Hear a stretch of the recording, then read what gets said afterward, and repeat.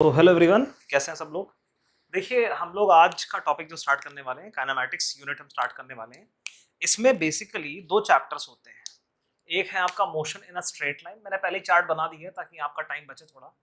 पहला होता है motion in a straight line, इसको 1D मोशन भी कहते हैं। जैसा कि मैं आपको पहले ही बता चुका हूँ इंट्रो में सिलेबस के कि 1D मोशन का मतलब वन डायमेंशनल मोशन, मतलब कि बॉडी जो है एकदम स्ट्रेट लाइन में चल रही है। अगर एक चींटी है तो एकदम स्ट्रेट चलती चली जा रही है, तो that is one dimensional motion. ठीक है, ये मार्कर यूं गिर रहा है तो एक लाइन में गिर रहा है। सो दिस इज वन डायमेंशन, एक ही डायमेंशन, मतलब एक ही एक्सेस से चीज क्लियर कट स्पेसिफाई हो जाती है। क्लियर कट उसको हम स्टेट कर सकते हैं कि ये एक्स एक्सेस में चल रहा था तो है ना, इसका एक्स कोऑर्डिनेट ये हुआ, फिर ये हुआ, तो वो कोई मुड़ा तो है नहीं जो हमको वाई बताना पड़े, उड़ा तो है नहीं को जेड बताना पड़े। तो एक एक्सेस में ये पूरा स्पेसिफाई हो जाता है, इसीलिए इसको 1D मोशन भी कहते हैं। दूसरा होता है motion in a plane. Motion in a plane मतलब जैसे कि कोई इंसेक्ट है, वो सीधे तो बढ़ा लेकिन एकदम से इधर को मुड़ गया तो मुझे बताना पड़ेगा कि एक्स में कितना चला और फिर वाई में कितना चला। तो उसको स्पेसिफाई करने के लिए दो हमको डायमेंशन या दो एक्सेस चाहिए होती हैं, तो इसीलिए इसको हम कहते हैं 2D मोशन। और प्लेन इसलिए कहते हैं क्योंकि दो एक्सेस को मिलके देखो, जैसे कि ये एक एक्सेस हो गई और ये एक एक्सेस हो गई, इन दोनों को मिलाकर हम एक प्लेन बना सकते हैं। ठीक है, तो इसीलिए इसको हम प्लेन मोशन कहते हैं। मतलब मोशन है ना, प्लेन कहते हैं। तो ये हमारे इसके दो मेन पार्ट्स हो गए। अब इन दोनों में जो सब टॉपिक्स हैं वो क्या क्या हैं, दोनों चैप्टर्स में जो सब सब टॉपिक्स हैं वो क्या क्या हैं। सबसे पहले आता है 8 बेसिक टर्म्स। सबसे पहले हमें ये टर्म्स जानने हैं कि क्या होते हैं। पहला होता है डिस्टेंस, फिर होता है डिस्प्लेसमेंट, फिर एवरेज स्पीड, फिर इंस्टेंटेनियस स्पीड, फिर average velocity, instantaneous velocity, average acceleration, instantaneous acceleration. ये 8 टर्म्स जो हैं, हमें पहले इनकी स्टडी अच्छे से कर लेनी है। जब हम इनकी स्टडी अच्छे से कर लेंगे तब हम देखेंगे कि हमें काफी हद तक एक तो क्वेश्चंस डायरेक्टली इस पोर्शन से तो आते ही हैं, बाकी आगे के काइनेमैटिक्स में हमारी कमांड काफी अच्छी हो जाएगी। दूसरा, फिर इसके बाद इसी के बाद जब ये 8 बेसिक टर्म्स हो जाएंगे तो उसके बाद equations of motion with constant acceleration को हम लोग पढ़ेंगे। जैसे कि आपकी जो फेमस इक्वेशंस, तीन इक्वेशंस हैं, v is equal to u plus at, s is equal to ut plus half at square, v square is equal to u square plus 2as। तो उसके हम दो मेथड्स से उसको डिराइव करेंगे। एक होगा आपका ग्राफिकल मेथड और दूसरा होगा आपका एनालिटिकल मेथड। ग्राफिकल मतलब ग्राफ से करेंगे, एनालिटिकल मतलब उसमें हम मैथमेटिकल फॉर्मूला वगैरह लगाएंगे। फिर तीसरा आता है फ्री फॉल। ये कुछ अलग नहीं है, इसी का एक पार्ट है। ठीक है, मैं समझा दूंगा कैसे। लोग उसको बहुत हाईफाई बना के बहुत डिफरेंट करके बताते हैं, बट मैं बहुत सिंपलिस्टिक तरीके से इसको आपको बता दूंगा। अब आते हैं मोशन इन अ प्लेन पर। ये हमारा सेकंड चैप्टर होगा जो कि नेक्स्ट वीडियो में आपके लिए मैं स्टार्ट करूंगा। और इसमें सबसे पहले क्या होगा, projectile motion as well as non projectile. ठीक है ना, अभी मैं बताऊंगा मैं क्या कहना चाह रहा हूँ। और उसका रिलेटिव मोशन, रिलेटिव मोशन का टेक्निकल नेम होता है चेंज ऑफ फ्रेम। और इसमें हम देखेंगे जितने भी आपके दो दो कार्स की जो रिलेटिव वेलोसिटी होती है वो कैसे निकलती है वो देखेंगे। स्विमर वाला केस इसी में होगा, अम्ब्रेला और वुमेन वाला केस भी इसी में होगा। ठीक है ना, umbrella and a women riding on a bicycle. तो ये पूरा हमारा काइनेमैटिक्स का मैंने आपको एक इंट्रो दे दिया है। So without wasting any more time हम लोग जो है तुरंत स्टार्ट करते हैं अपने टॉपिक डिस्टेंस से। तो मैं इसको रब कर देता हूं, आप लोग पॉज करके नोट कर सकते हैं। तो सबसे पहले टॉपिक पे आते हैं, दैट इज डिस्टेंस। सबसे पहले टॉपिक के फर्स्ट पार्ट पे आते हैं, दैट इज डिस्टेंस। ये बहुत ही बेसिक है, ये आपको पहले से भी आता ही है, जैसे फॉर्मेलिटी के लिए हम लोग इसको पढ़ेंगे। डिस्टेंस क्या होता है, it is the it is the it is the length it is the length of the path it is the length of the path it is the length of the path covered covered covered by a body it is the length of the path covered by a body। कोई body है, वो किसी भी path पर चल के कितना length मतलब होता नहीं है, जो भी उसने पाथ कवर किया उसकी लेंथ कितनी है, उस लेंथ को हम क्या कहते हैं, डिस्टेंस। ठीक है, जैसे कि फॉर एग्जांपल आपका, चलिए पहले डिस्प्लेसमेंट लिख देते हैं, फिर एक कॉमन एग्जांपल से इन दोनों को समझेंगे हम लोग। दूसरा है displacement.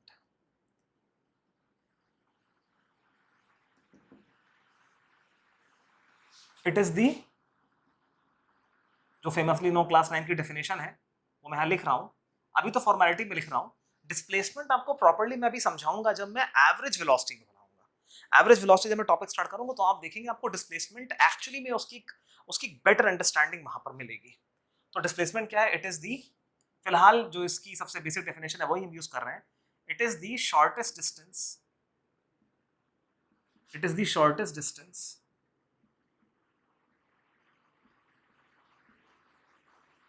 between between two given points between two given points। किन्हीं भी दो गिवन पॉइंट्स के बीच की शॉर्टेस्ट डिस्टेंस होती है। कैसे, मैं एक्सप्लेन करता हूं। देखो एग्जांपल मैं यहां लिख देता हूं, वैसे मैंने यहां पता नहीं जगह क्यों छोड़ दी, चलो छोड़ दी, अच्छा किया। चलो पहले एग्जांपल समझ लेते हैं दोनों के बीच का डिफरेंस। जैसे कि मान लो हमारे पास दो पॉइंट्स हैं, एक पॉइंट ए है, एक पॉइंट बी है। एक बॉडी क्या करती है, यूं जाती है ए से बी पर, ये पाथ 1 हो गया।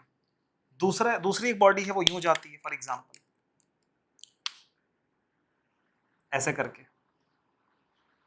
तीसरा इसके पाथ, जो एक पाथ जाता है वो यूं जाता है फॉर एग्जांपल ऐसे करके जाता है, ये थर्ड पाथ है। और एक और पाथ है जो मान लीजिए यूं करके जाता है, ठीक है, ऐसे करके जाता है, ऐसे करके जाता है।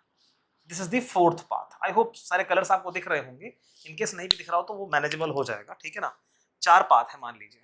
अब इसमें मान लीजिए 4 अलग अलग पर्सन्स हैं, वो इन अलग पाथ से गए हैं। तो देखिए अगर आप एक थ्रेड लेकर पहले की लेंथ नापते हैं, दूसरे की लेंथ नापते हैं, तीसरे की या चौथे की, चारों लेंथ अलग आएंगी। That means what, since L1 is not equal to L2 is not equal to L3 is not equal to L4, since this is what it is, so since L1 is not equal to L2 is not equal to L3, so S1 distance को मैं S से दिखा रहा हूं, ठीक है। so S1 is not equal to S2 is not equal to S3 is not equal to S4। I hope आप बात समझ गए होंगे कि चारों के डिस्टेंसेस अलग हैं। लेकिन अगर हम बात करें डिस्प्लेसमेंट की, ठीक है, तो इन चारों के डिस्प्लेसमेंट सेम होंगे। क्यों? डिस्प्लेसमेंट क्या होता है, आप पहला पॉइंट लेंगे, बिल्कुल स्ट्रेट लाइन खींचेंगे दूसरे पॉइंट तक, जैसे कि मैंने स्ट्रेट लाइन यहाँ खींच दी है, ये जो बनी हुई है, और इसको हम बोलेंगे क्या, इसको डिस्प्लेसमेंट डेल्टा आर बोल देंगे, ठीक है। ये डिस्प्लेसमेंट डेल्टा आर है। अब चाहे आप यहां से यहां तक गए हो, चाहे यहां से यहां तक, चाहे ऐसे गए हो, चाहे ऐसे गए हो, अल्टीमेटली आप ए से बी तक इतना खिसके हैं। इट्स लाइक जैसे कि अगर आप कहीं पर एक एक व्यू ले रहे हैं, एक चिड़िया का व्यू ले रहे हैं, जैसे क्रो व्यू बोलते हैं टोपोग्राफी में, ज्योग्राफी हमने पढ़ा होगा। तो जैसे कि कहीं का कोई मैप है, ठीक है, इस तरह का कोई गाँव का मैप है, और यहाँ पर पोस्ट ऑफिस से कोई पानी की टंकी है, तो वहां का वेक्टर ये रहा, ये क्रो फ्लाई डिस्टेंस है, ठीक है। अब कोई हेलीकॉप्टर होगा तो यूं ही जाएगा, वो बात अलग है। गाँव में गलियां हैं, ऐसे ऐसे करके ऐसे घूम के आदमी आ रहा है, ऐसे घूम के आ रहा है, वो एक अलग इशू हो गया। बट चाहे कोई आदमी इधर से गया हो, चाहे कोई आदमी इधर से गया हो, जो क्रो फ्लाई डिस्टेंस है, जो हेलीकॉप्टर जो जाएगा, या जो आप ऊपर से देखेंगे, मान लीजिए किसी ऊपरी जगह से देखेंगे, तो आप क्या देखेंगे, अल्टीमेटली ये पर्सन हो या पर्सन हो, खिसका तो इतना है ना। सही वर्ड इसका खिसकना है, कि खिसका कितना, घूमा कितना भी, खिसका कितना। तो इसमें क्या होगा, यहां पर हम बोलेंगे इस केस में कि पहले की डिस्प्लेसमेंट वो भी ए से बी पर गया, दूसरे की डिस्प्लेसमेंट वो भी ए से बी पर गया, तीसरे की डिस्प्लेसमेंट वो भी ए से बी पर गया, और चौथे की डिस्प्लेसमेंट, चार को डिस्प्लेसमेंट बराबर है। यहाँ पर ये बोलेंगे क्योंकि इसमें क्या है, केवल इनिशियल एंड फाइनल पॉइंट की दूरी से मतलब है, और वो तो सबकी सेम ही है चारों की, ठीक है। So just initial point, final point, join that bye a vector, बस बात खत्म। तो चारों वेक्टर सेम आ रहे हैं। आप पहले के लिए बनाएंगे वेक्टर तो भी यही डेल्टा आ रहेगा, दूसरे के लिए बनाएंगे तो भी यही आएगा, तीसरे के लिए बनाएंगे तो भी, चौथे के लिए तो भी यही। चारों भले ही कैसे भी मूव करे हों, बट एक ए से बी पर स्ट्रेट लाइन जब आप एक बनाएंगे डिस्प्लेसमेंट निकालने के लिए, वो चारों के लिए सेम आ रहा है, तो चारों का डिस्प्लेसमेंट बराबर है। कुछ एक आध और बात इसमें जो कॉमन सेंस की भी है, जो डिस्टेंस है बेटा वो आपका स्केलर क्वांटिटी है। This is a scalar quantity. इसमें डायरेक्शन बताने की कोई जरूरत नहीं, आपको खाली अमाउंट ऑफ लेंथ बताना है कि कितनी लेंथ कवर करी है किसी बॉडी ने, ठीक है, जब वो ट्रैवल कर रही है। और डिस्प्लेसमेंट जो है वो एक वेक्टर क्वांटिटी है, वाई वेक्टर, क्योंकि इसमें आपको तो बताना पड़ेगा दूरी कितनी तय करी है ना, कम से कम जो करी, लेकिन ए से बी करी या बी से ए करी या ए बी के परपेंडिकुलर करी, एक डायरेक्शन बताना इसमें बहुत इंपॉर्टेंट होता है। तो इसीलिए जो डिस्प्लेसमेंट है that is a vector quantity and this is a scalar quantity. तो आई होप आप बात समझ गए होंगे। ये दोनों जस्ट एक ब्रश अप पॉइंट्स है जो क्लास 9 से आपके लिए चले आ रहे हैं, इससे ज्यादा कुछ बताने के लिए और कुछ है नहीं। तो हम लोग without wasting any more time start करते हैं average velocity, sorry average speed.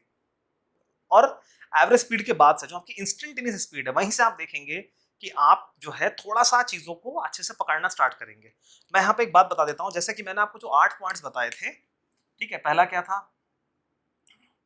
Distance, पहला क्या था डिस्टेंस, दूसरा क्या था, रफली बता देता हूँ, डिस्प्लेसमेंट, तीसरा क्या था, वी एवरेज लिख देता हूँ, फिर चौथा क्या था, वी इंस्टेंटेनियस लिख देता हूँ। मेरी बात ध्यान सुनिएगा, इसके आगे भी और पॉइंट्स थे आपके 4, पता है यही मेन है। अगर आप इसको समझ गए तो आप ये मान के चलिए बाकी सातों पॉइंट्स भी आप आराम से समझ जाएंगे, कुछ भी ऐसा उसमें नया नहीं मिलेगा आपको। और हमारा सच बताएं तो यही फोर्थ जो पार्ट है यही सचमुच डिस्कशन वाला है, बाकी और कोई है भी नहीं। तो मैं 2 सेकंड के लिए थोड़ा सा वीडियो पॉज कर, मैं साइड हो जा रहा हूँ, आप वीडियो पॉज करके इसको नोट कर लें। तो आते हैं हमारे थर्ड टर्म पे, दैट इज एवरेज स्पीड।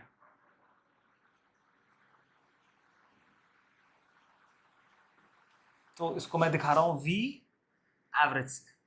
तो स्पीड एक स्केलर क्वांटिटी होती है इसलिए हम लोग तीर नहीं बनाएंगे। ओके, तो हम लोग यहाँ पर आते हैं। तो बाय डेफिनेशन एवरेज स्पीड की डेफिनेशन क्या है? So by definition average speed v average is equal to distance covered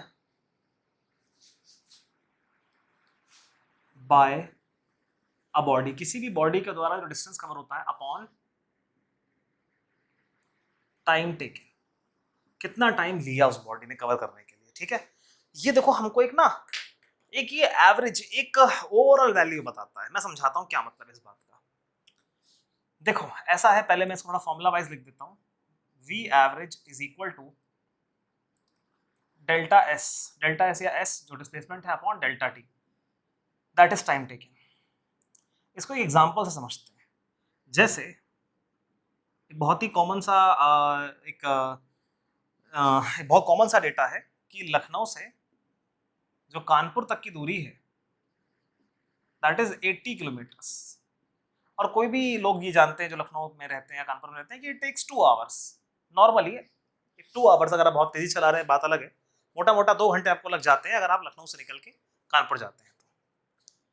तो मान लीजिए फॉर एग्जाम्पल भाई आप 4 बजे 4 PM पे अपने घर से निकले और फॉर एग्जाम्पल 6 PM पे आप कानपुर में जहां जाना था वहां पहुंच गए। तो आपकी एवरेज स्पीड क्या होगी? जो आपकी एवरेज स्पीड होगी वो क्या होगी? वो होगी, आप कितना चले हैं? 80 किलोमीटर्स। आपको टाइम कितना लगा? 2 आवर्स। 2 1 2 4 एंड 0। सो यहाँ पर v एवरेज, एवरेज स्पीड आपकी कितनी आ रही है? 40 किलोमीटर्स पर आवर आ रही है। अब जरा इसको समझते हैं। ये सब चीजें आप जानते तो बचपन से, क्लास 5 6 से पढ़ते आ रहे हैं, लेकिन फिर भी समझते हैं कि यहाँ पर क्या चीजें हैं क्या नहीं है।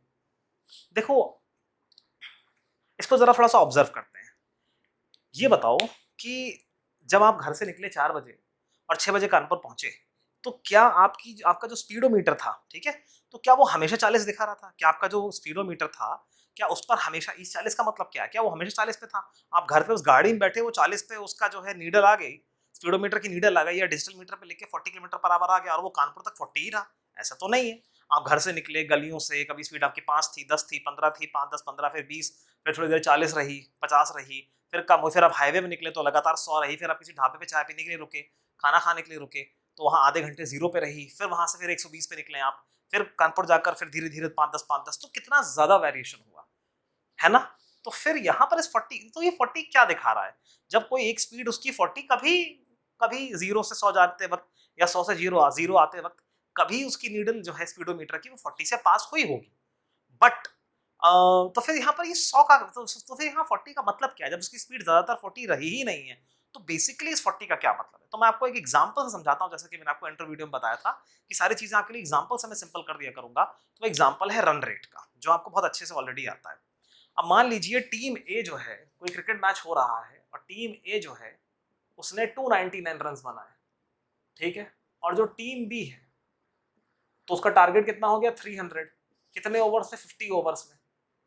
तो जैसे ही ये डेटा आएगा तो जो कमेंटेटर है वो क्या बोलेगा? वो बोलेगा कि team B needs a run rate of, team B को कितना रन रेट चाहिए?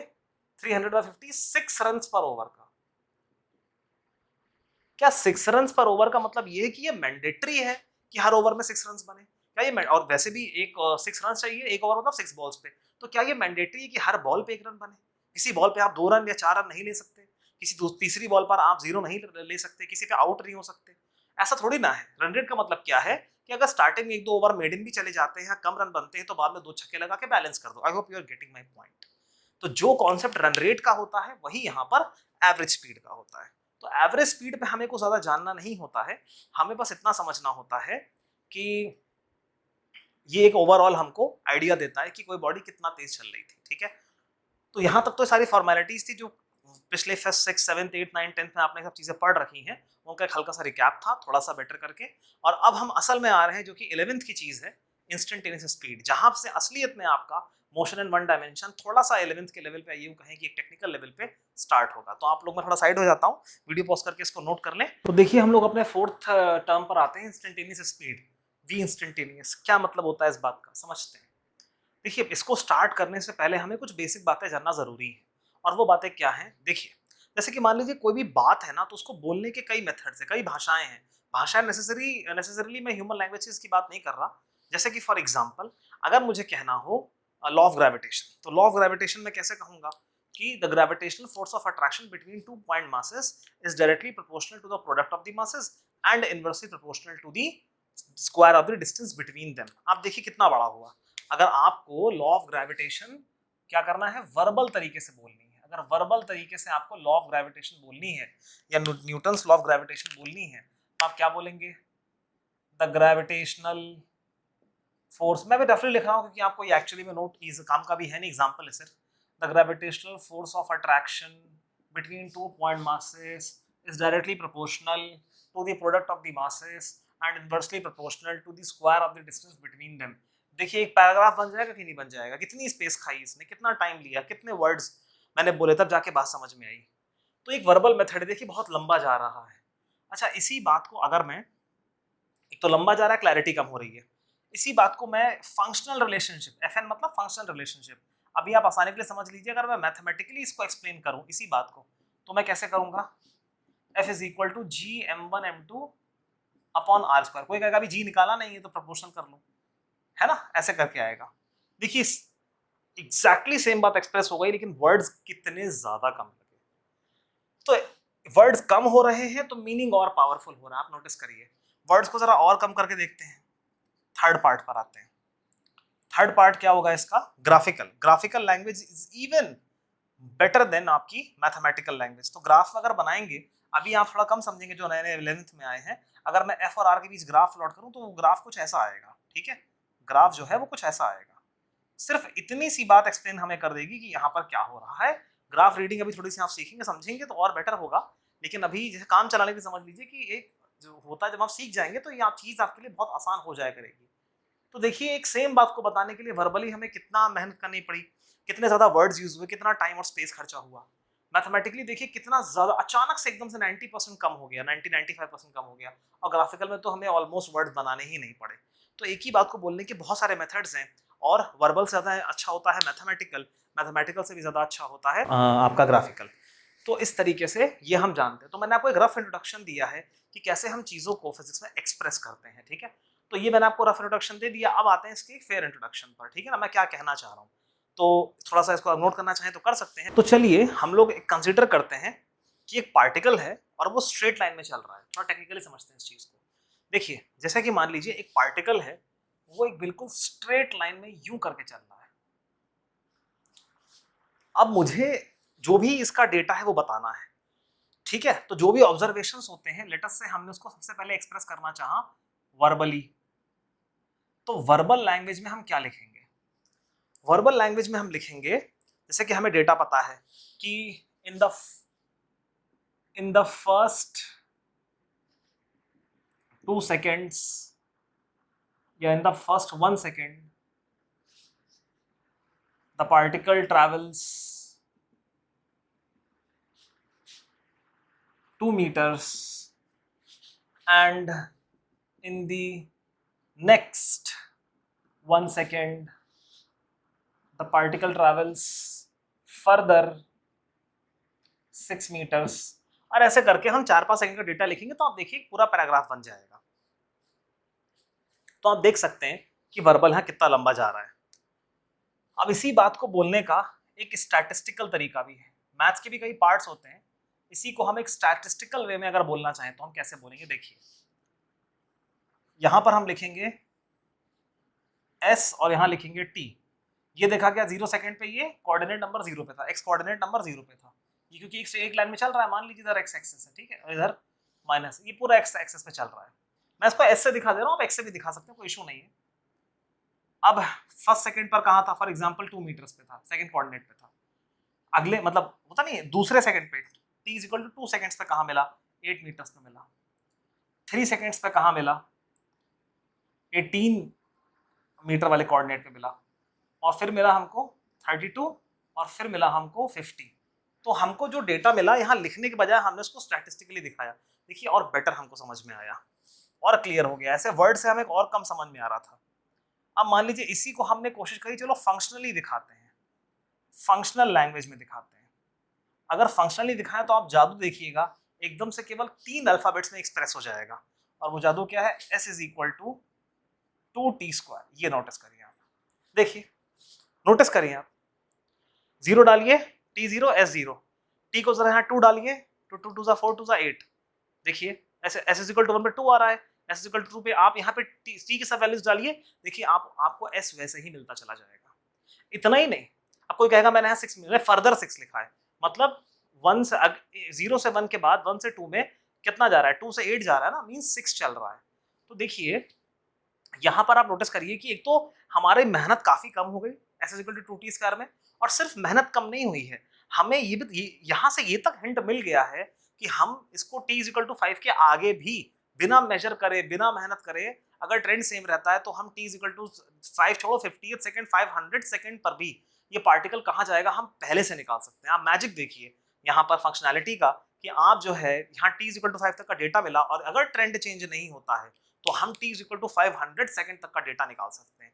ट्रेमेंडस डेटा हमको मिल जाता, मतलब वर्ड्स कम, मेहनत कम, टाइम एंड स्पेस कम लगता है हमारा, और जो मीनिंग है वो 100 टाइम्स से भी ज्यादा बढ़ जाता है। तो आप देखिए फंक्शनल रिलेशनशिप कितना पावरफुल होता है, इससे भी ज्यादा पावरफुल होता है ग्राफिकल रिलेशनशिप, जैसा मैंने आपको बताया, ठीक है ना। तो फोर्थ मेथड है ग्राफिकल। इसी बात को अगर मुझे ग्राफ पे बताना है तो मैं कैसे बताऊंगा, तो अभी थोड़ा सा जो लोग 11th में नए नए आए हैं वो नहीं समझेंगे कि ग्राफ कैसा बना है। अभी बस आप इतना जान लीजिए कि अगर मैं इसको x बोल रहा हूं, इसको ध्यान से देखिएगा, अगर मैं देखिए s मैंने कहां लिया है, y एक्सेस पे लिया है, t मैं कहां ले रहा हूं, x एक्सेस पे ले रहा हूं। फॉर्मेट क्या बन रहा है, फॉर्मेट यहां पर बन रहा है y is equal to 2x का स्क्वायर, अभी 2 छोड़िए, y और x स्क्वायर का फॉर्म बन रहा है। ये एक पैराबोला होता है, x square is equal to 4ay, एक पैराबोला होता है, और ये ऐसा दिखता है, कुछ यूं करके दिखता है। Are you getting my point? थोड़ा सा खराब बन गया, थोड़ा सा पैराबोला के बारे में बता देता हूं तो आपको कुछ थोड़ा सा क्लियर होगा। देखिए एक कोनिक सेक्शन करके चैप्टर होता है जिसमें आप पैराबोला, इलिप्स, हाइपरबोला के बारे में पढ़ते हैं। तो ये कैसे आता है वो आपको अभी नहीं जानना, बस आपको इतना जानना है y square is equal to 4x कर कहीं लिखा है तो पैराबोला यूं बनता है। अगर कहीं पर लिखा है देखिए x square is equal to 4ay तो पैराबोला ऐसा बनता है, ठीक है। और अगर ये इसका प्लॉट ही ऐसा आता है, और अगर मान लीजिए कहीं लिखा है y square is equal to -4x तो बस ये है ना रिफ्लेक्ट हो जाएगा ऐसे करके, मिरर की तरह हो जाएगा ऐसे करके यहाँ पर। और अगर कहीं पर लिखा है x square is equal to -4ay तो ये भी बस अपसाइड डाउन हो जाएगा, ऐसे करके पैराबोला बनेगा। तो ये कुछ फिगर्स होते हैं, ये आपको बहुत ज्यादा इसमें जाने की जरूरत नहीं है। कोनिक सेक्शन करके चैप्टर होता है मैथ्स वालों का, उसमें यहाँ पर ये चीजें दिखाई जाती है। तो देखिए यहाँ पर जो सिचुएशन बन रही है वो कौन सी बन रही है, ये बन रही है y की पावर 1 और x की पावर 2। तो सिचुएशन कैसी बनेगी, ऐसी। और हम लोग देखिए यहाँ पर x की वैल्यू नेगेटिव जा रही है, जबकि यहाँ पर हमने t को लिया है x एक्सिस पे और 0 से शुरुआत कर रहे हैं। देखिए फिगर तो ये बनेगा लेकिन इतना नहीं बनेगा, क्यों, हमने नेगेटिव चीजें यहाँ पर है ही नहीं हमारे पास, इसीलिए इसका वो वाला पोर्शन बनेगा। और इसी मोशन को हम कैसे दिखाएंगे ग्राफ पर, कुछ यूं करके दिखाएंगे, ऐसे करके। आई होप आपको ये बात समझ में आ रही है, ठीक है। तो अब ये मत समझना कि पार्टिकल यूं उड़ गया, कई लोगों को कंफ्यूजन होती है, मुझे भी होती थी कि एक तरफ बोलेंगे पार्टिकल स्ट्रेट लाइन में चल रहा है, फिर ये बना देंगे, मुझे लगता था पार्टिकल यूं उड़ रहा है। नहीं, पार्टिकल का जो s और t के साथ जो वेरिएशन है वो इस तरीके का है। ये दिखाता है, ये ग्राफ ये दिखाता है कि स्टार्टिंग में धीरे धीरे उठा है और बाद में क्या हुआ, थोड़े थोड़े टाइम पर भी बहुत तेजी से इसका s बढ़ रहा है। पार्टिकल नहीं उठ रहा है, s बहुत तेजी से बढ़ रहा है। समझेंगे आप, ग्राफ रीडिंग धीरे धीरे आप समझेंगे बातों को। अभी आप इतना समझिए कि ये चल स्ट्रेट ही रहा है, लेकिन टाइम के साथ साथ जो इसकी डिस्टेंस कवर करने की या कोऑर्डिनेट्स आगे कोऑर्डिनेट्स की वैल्यूज बढ़ाने की जो रैपिडिटी है वो बहुत तेज हो रही है। है ना। यहाँ देखिए, यहाँ 1 सेकंड में, यहाँ पे इतने टाइम में कितना बढ़ा है, कुछ नहीं बढ़ा है। यहाँ पर इतने टाइम में देखिए कितना ऊपर चला गया है। तो यहाँ पर ये बस ये ग्राफ ये दर्शाता है कि पहले जितने टाइम में जितना डिस्टेंस कवर कर रहा था उतने ही टाइम में कहीं ज्यादा डिस्टेंस कवर कर रहा है। तो ये आपका मैंने इंस्टेंटेनियस स्पीड के बारे में मतलब एक पर्सपेक्टिव दिया कि हम पार्टिकल्स के मूवमेंट को ग्राफ पर कैसे दिखा सकते हैं।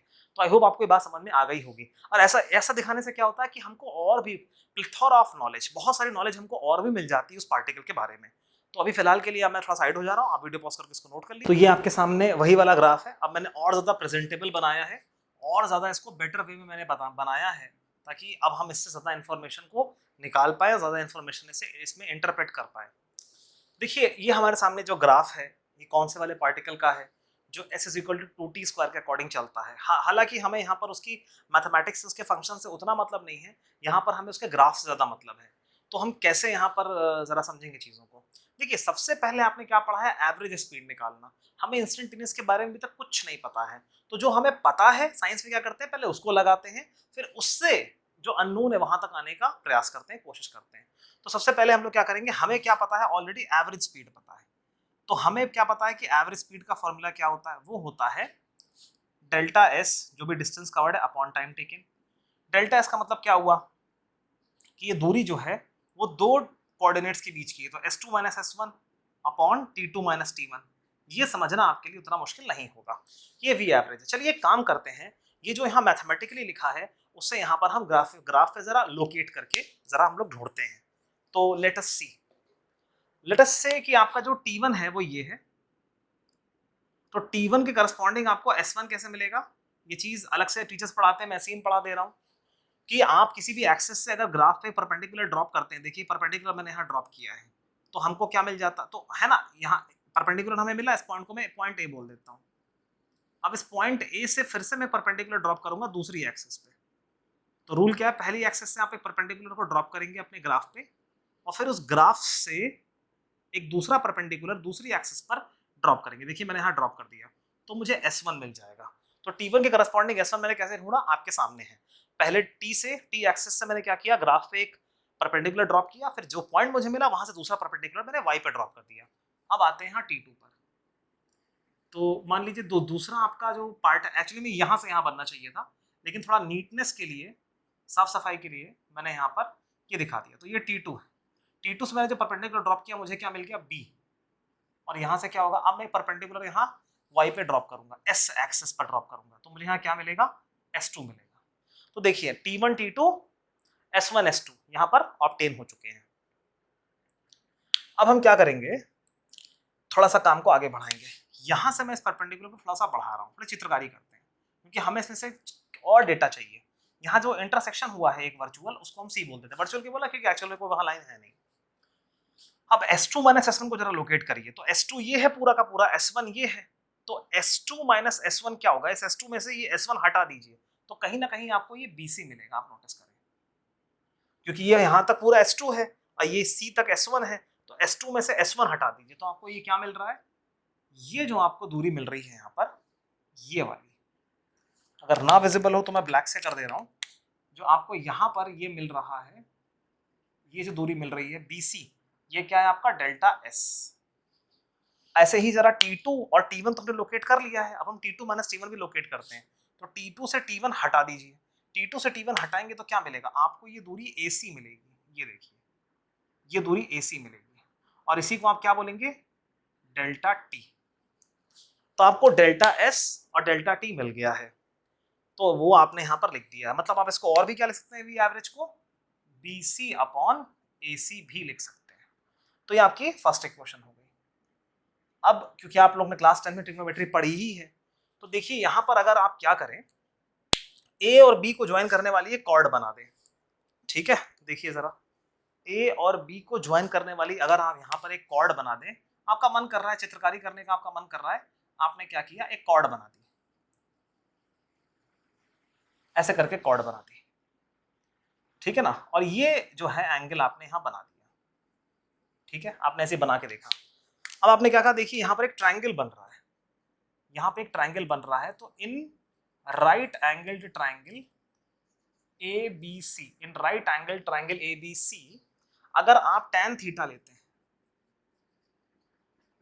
अगर आप tan थीटा लेते हैं तो आपको क्या मिलेगा, परपेंडिकुलर अपॉन बेस, यानी कि BC अपॉन AC। BC की वैल्यू क्या आएगी यहाँ से, डेल्टा S, और AC की डेल्टा T। ऐसे ही आप जो है अगर यहाँ पर देखेंगे तो क्या आएगा, इसी को आप क्या लिख सकते हैं, S2 minus S1, delta S को S2 minus S1 upon T2 minus T1। आप नोटिस करिए इक्वेशन 1 और इक्वेशन 2 का जो RHS है हू बहू मैच कर रहा है कि नहीं कर रहा है, 100% मैच कर रहा है। और ये लाल कलर से जो मैंने AB लाइन दिखा, ये क्या है, कॉर्ड। कॉर्ड आप जानते हैं कि कोई भी जैसे मान लीजिए सर्कल है तो उसमें किन्हीं भी दो पॉइंट्स को कनेक्ट करने वाली लाइन, और अगर यही लाइन सेंटर से पास होती है तो उसको हम क्या बोल देते हैं, डायमीटर। तो कॉर्ड क्या होता है, किसी भी आर्क के दो पॉइंट्स को कनेक्ट करने वाली लाइन, तो उसको हम कॉर्ड बोलते हैं। तो आप नोटिस करिए यहाँ जो इक्वेशन 1 का पूरा RHS है और इक्वेशन 2 का पूरा RHS है, ये 100% मैच कर रहा है। 100% मैच करने का मतलब ये हुआ, यहाँ से हमको ये समझ में आता है कि एवरेज स्पीड जो होती है किन्हीं भी दो पॉइंट्स के बीच में, वो उन्हीं दोनों पॉइंट्स को जब हम ग्राफ पे लोकेट करते हैं ना, तो उन दोनों पॉइंट्स को ज्वाइन करने वाली कॉर्ड के स्लोप के बराबर होती है। Are getting my point? मतलब जो जिन दोनों पॉइंट्स के बीच में आपको एवरेज स्पीड चाहिए, उन दोनों पॉइंट्स को आप लोकेट करिए किस पर, उसी मोशन के ग्राफ पर, और उनको ज्वाइन करने वाली कॉर्ड बनाइए। उस कॉर्ड का जो tan थीटा होगा, उस कॉर्ड का जो स्लोप होगा, उसकी वैल्यू किसके बराबर होगी, एवरेज स्पीड के बराबर होगी। तो इसको नोट्स फॉर्म में भी आप लिख सकते हैं। क्या मैं यहां लिख रहा हूं,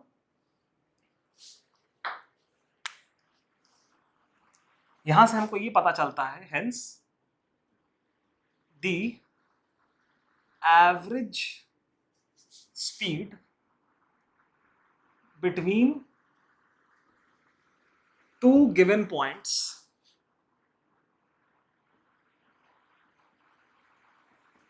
on a ST graph is equal to the slope of, किसके स्लोप के, कॉर्ड के, slope of the chord joining those two points on the curve।